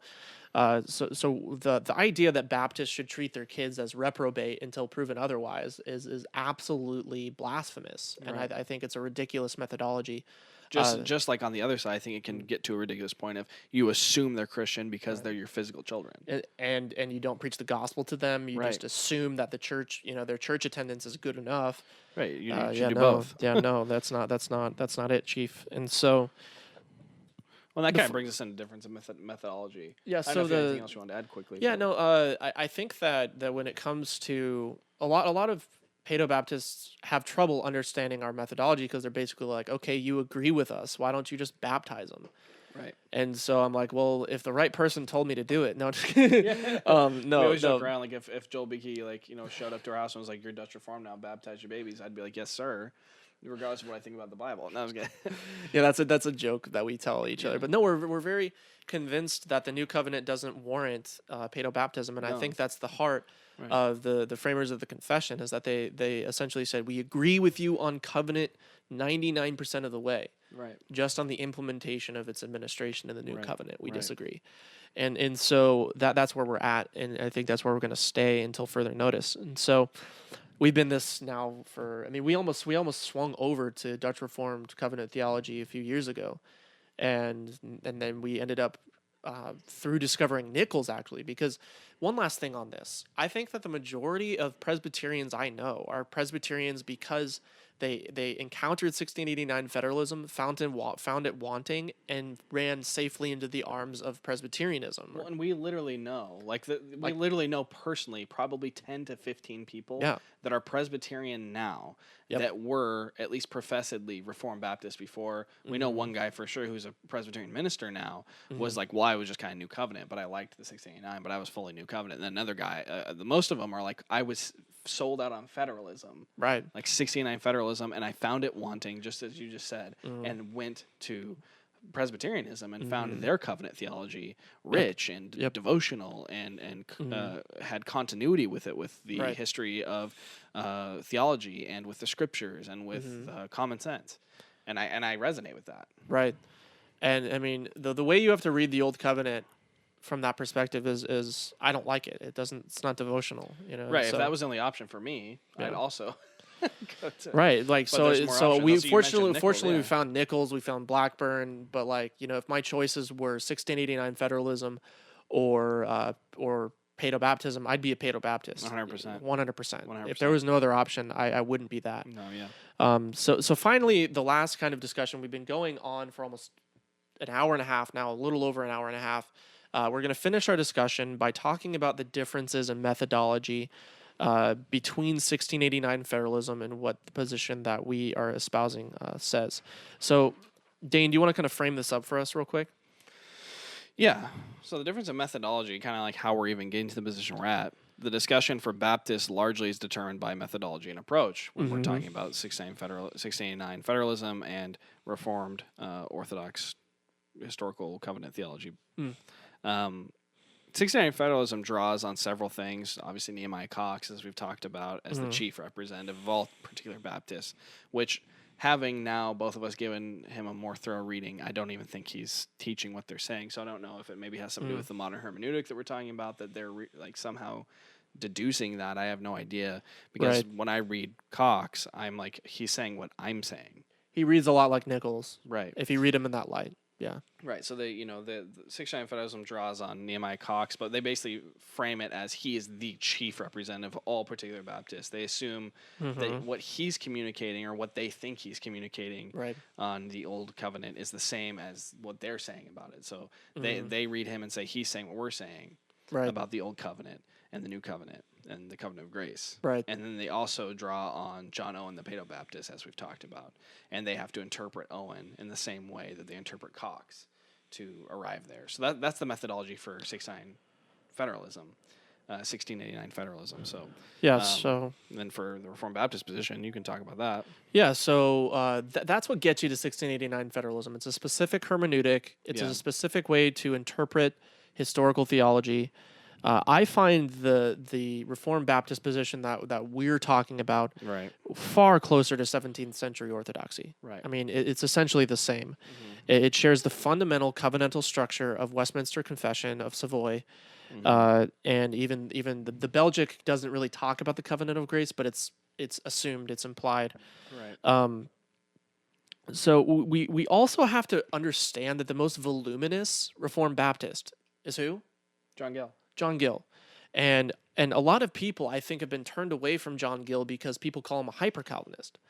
Because his view of the covenant of redemption being the same as the covenant of grace in a very formal kind of way, the covenant of grace being so formal that men don't really participate in it in a certain sense, that it led to a hyper-Calvinist movement. Right.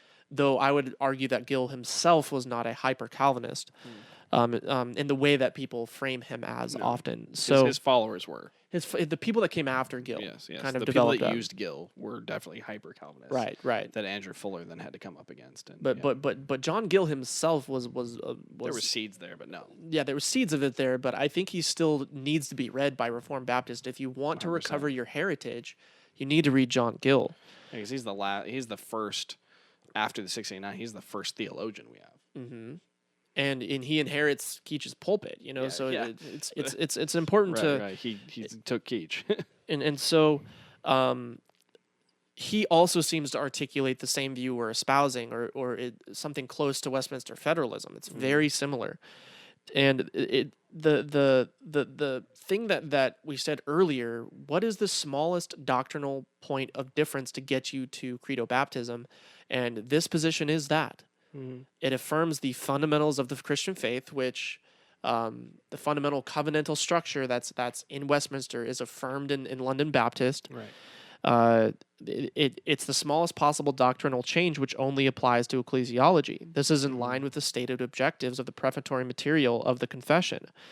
And it also allows us to interpret the Old Testament through a Reformed covenantal lens as opposed to a biblical critical one. Right. And so if you want to benefit from any of the Reformed Puritan commentaries on the Old Testament, you're going to have a very hard time doing that from a 1689 Federalist position. Because it draws a lot on modern hermeneutics. Right. And so if you take a look at, for example, Sam Renihan's book, it draws on a lot of the biblical critical principles and hermeneutic methodologies and word studies and things like this, that it's just a different perspective. I'm not necessarily saying it's wrong. Right. It's just different. It stands right. in contrast to the way that hermeneutics used to be done. Yeah. And maybe let me add this really quick.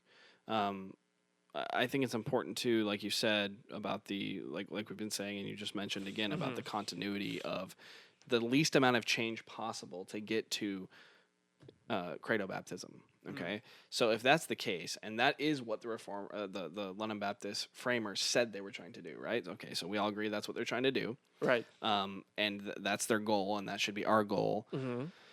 And yet we see that 69 federalism, the way they articulate 69 federalism, at least the way we're understanding it, is a far cry from the 17th century high Orthodox Puritan idea of the covenant, articulation of the covenant. Because if they would have said, if any of the Paedo-Baptists, John Owen, any of the framers of the Westminster would have said the Old Testament is a covenant of works, they would have been cast out. That would have been unacceptable, or at least that would have been seen as this is a huge departure from what we're saying. Right. So if the Baptists had been saying that in the London Baptist Confession of Faith, you would think you would see then in history shortly thereafter a large discussion of the Paedo-Baptists going, whoa, you haven't just departed from us in the application, the administration of the covenant, or the persons of the covenant, the mode of the covenant, administration of the sacraments, or ecclesiology. You now have completely changed and reinterpreted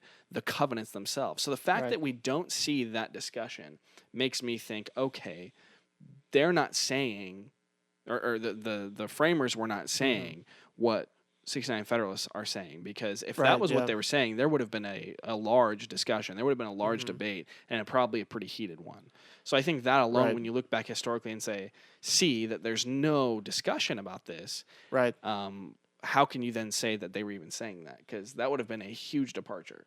It seems that you would at least see some of it in Gill. Right. You don't. You don't see it there. And so or in Keach. As a result of taking this approach, it allows us to claim a closer heritage to the Puritans, who would have had serious problems, as Dane is just saying, with the Old Covenant being a pure covenant of works. And that's kind of the way that it's framed, is like it's a covenant of works that's nice and kind, and I think that's a departure. And finally, it provides ecumenicity in all the right places with our Paedo-Baptistic brothers.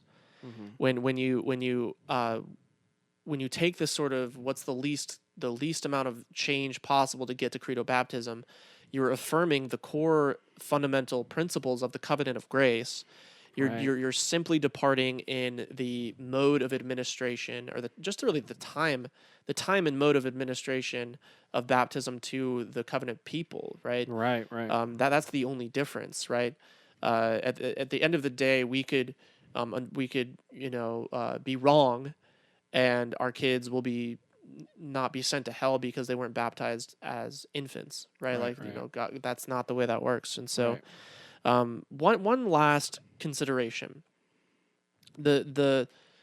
we've kind of woven it throughout, and we've got maybe 5 minutes left on the podcast, so bear with us here, guys. This will be a two commuter one again. Right? Sometimes long ones are like, I do this on 2 commutes. I'm like, wow. So the 1689 Federalist has to realize that there is a reason that people compare it to dispensationalism, and there is a reason that people compare it to New Covenant theology. Now, I'm not saying I'm doing that necessarily, but I've heard it from all corners of the Presbyterian world, where they look at that and they say, that's just dispensationalism, and that's just New Covenant theology. And when you look at the 1680, on YouTube, some of the 1689 Federalist videos, there's stuff like why this is not dispensationalism, why this is not New Covenant theology. And I think if you're having to produce a video like that, then maybe your view is too close to those things where people are getting confused about it. Right. Whereas no one looks at Reformed Covenant theology and say, that's New Covenant theology. Like, it's so night and day different. Right. And so that this is a consideration. This is something that I think people need to be thinking about, something that I certainly thought about. Yeah. And so one of the potential issues with identifying the covenant of grace purely as the new covenant is that and then founding the new covenant in the covenant of redemption is that first of all, the covenant of redemption covenant of grace can be rejected outright. You don't need it. And as a result, you're essentially, if you go to Wayne Grudem, for example, he defines the old covenant as a covenant of works. New covenant is the covenant of grace, and the new covenant is founded in the covenant of redemption. There's really not any difference in terms of the covenant structure. And so there seems to be a need to define just exactly how there is a justification of the continued use of the terminology covenant of grace in 1689 federalism. How can that be used in the theological lexicon of this system? It just doesn't seem, it does not seem like it needs to be there. And so my inclination is to think that it's a holdover. Yeah. It's sort of a placeholder term, but it doesn't really mean what the Reformed meant by it. And so, Dane, maybe you want to tap in here and have some thoughts for us. Yeah, I mean, just briefly, so we can kind of wrap up here. It's it is interesting that when you're having to produce videos, we're not New Covenant, we're not dispensational. I don't see any Presbyterians making that video. You know, I don't see any. I don't see Nichols making that video. Blackburn addresses in that edited volume. They address dispensational a lot, but it's on the attack, not on the defensive. They're attacking, saying this is why Reformed Covenant Theology is important. But I think that's definitely something to sit back and look in the mirror about and go, okay, let me.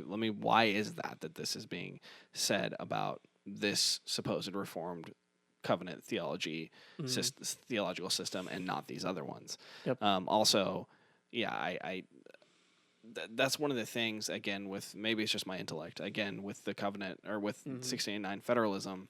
With 1689 federalism, I feel like a lot of the same language is used and retained, such as covenant of grace, virtue, shadow, type, promise, those kinds of things, but they mean completely different things. They've reinterpreted the lexicon. They've given us a new lexicon, and I feel like that has to happen in order to read Cox the way they do, in order to read Owen the way they do.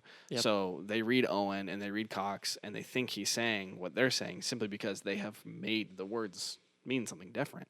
Right. And I'm not saying, again, they've intentionally done this to try to be, or that every 1689 Federalist has done this. Right, I think that a lot of people haven't thought through that. I think it has to do a lot with, because, I mean, again, you read Renahan, I'm not trying to diss him as a scholar at all.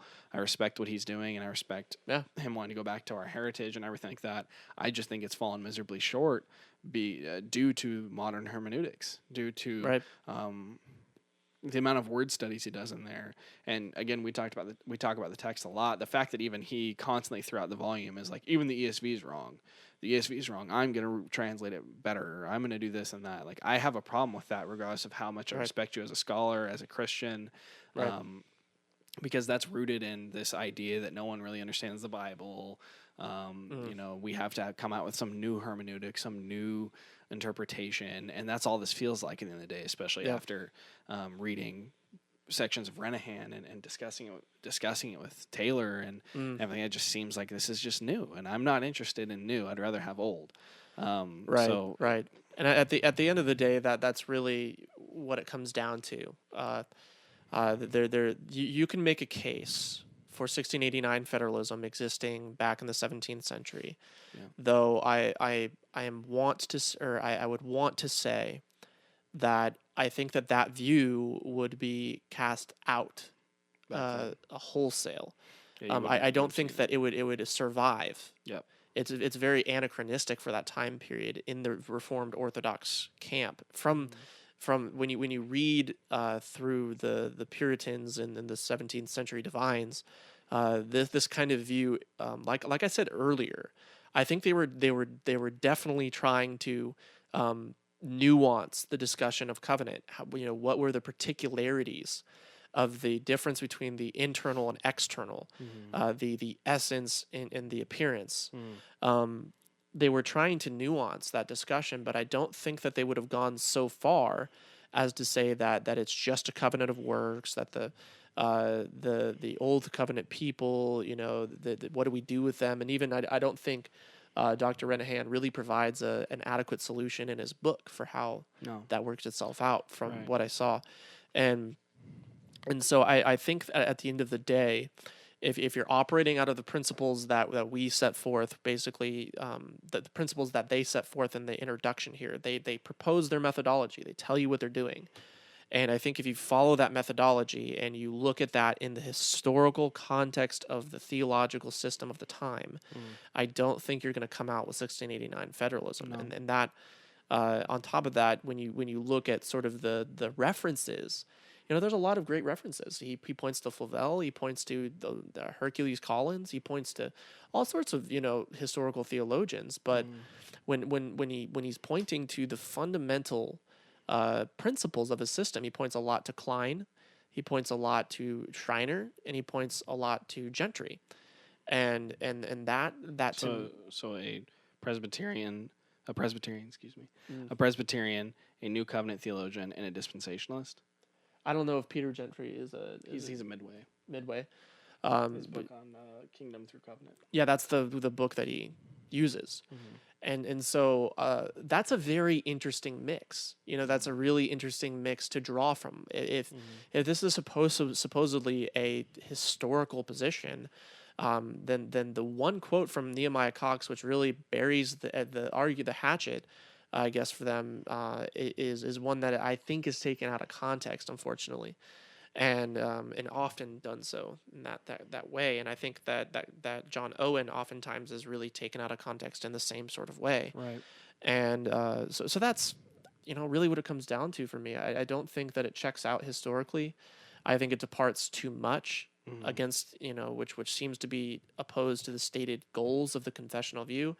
It seems that even if you look at the recommendations, the endorsements of these books, it seems like a lot of the guys that are contributing to the 1689 Federalist position used to be this view, and so what that tells me is that there was one view that was kind of default, and there was a shift in atmosphere over the last 10 years.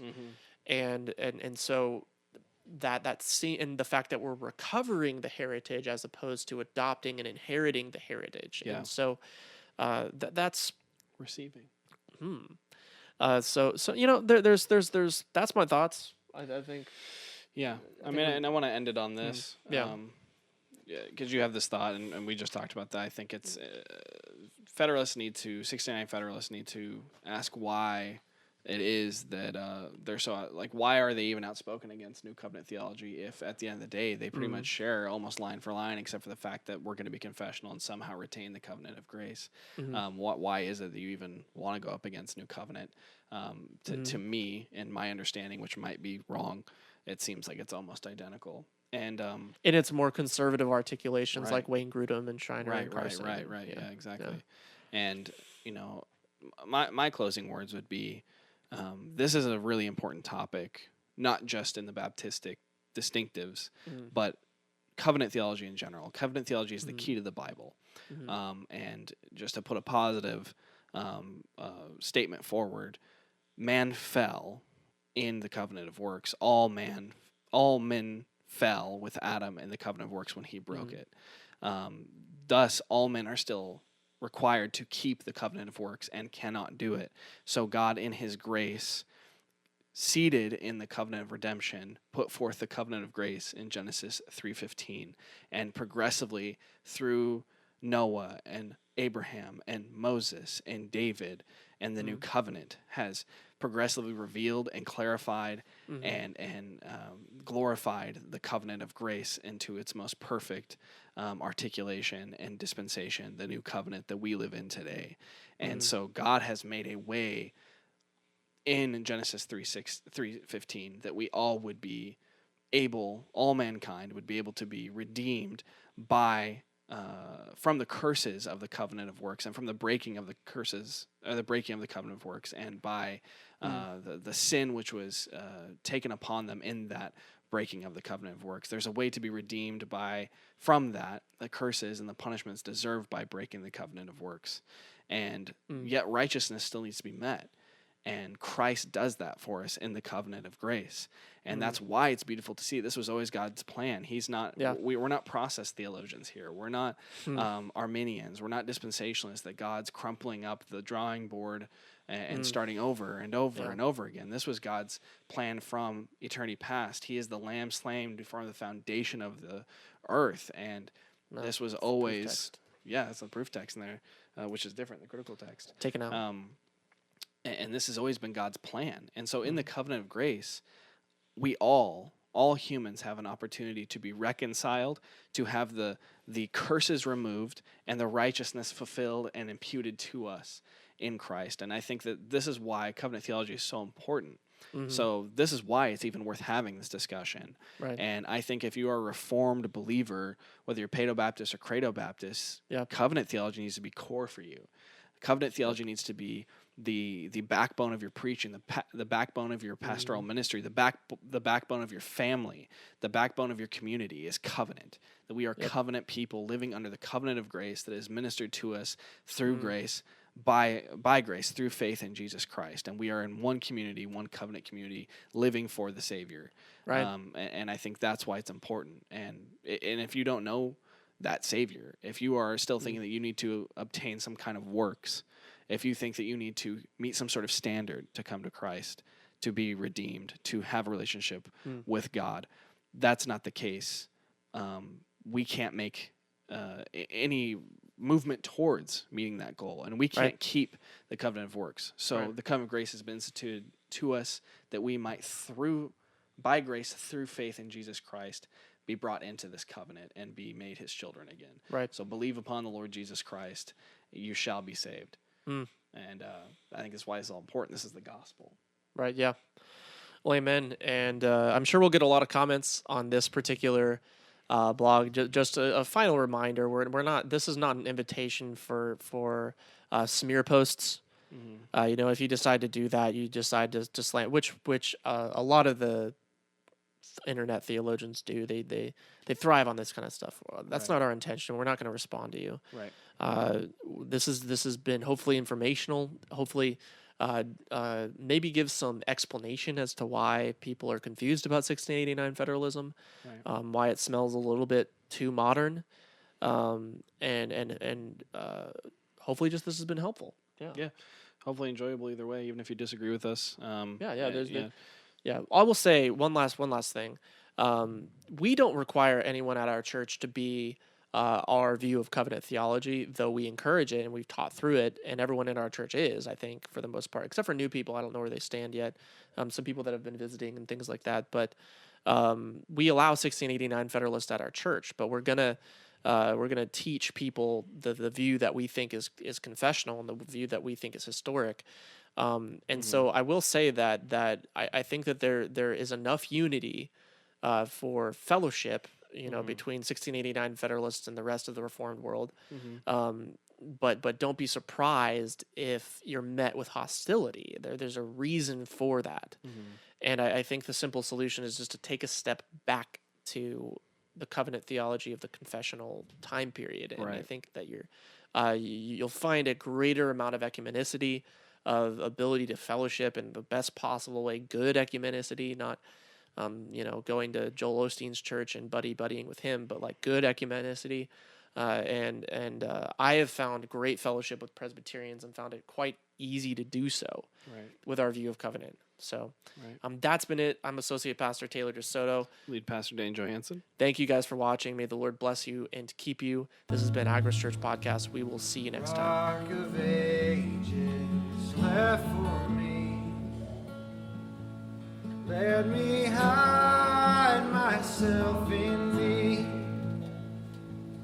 Let the water and the blood from thy wounded side which flow be of sin.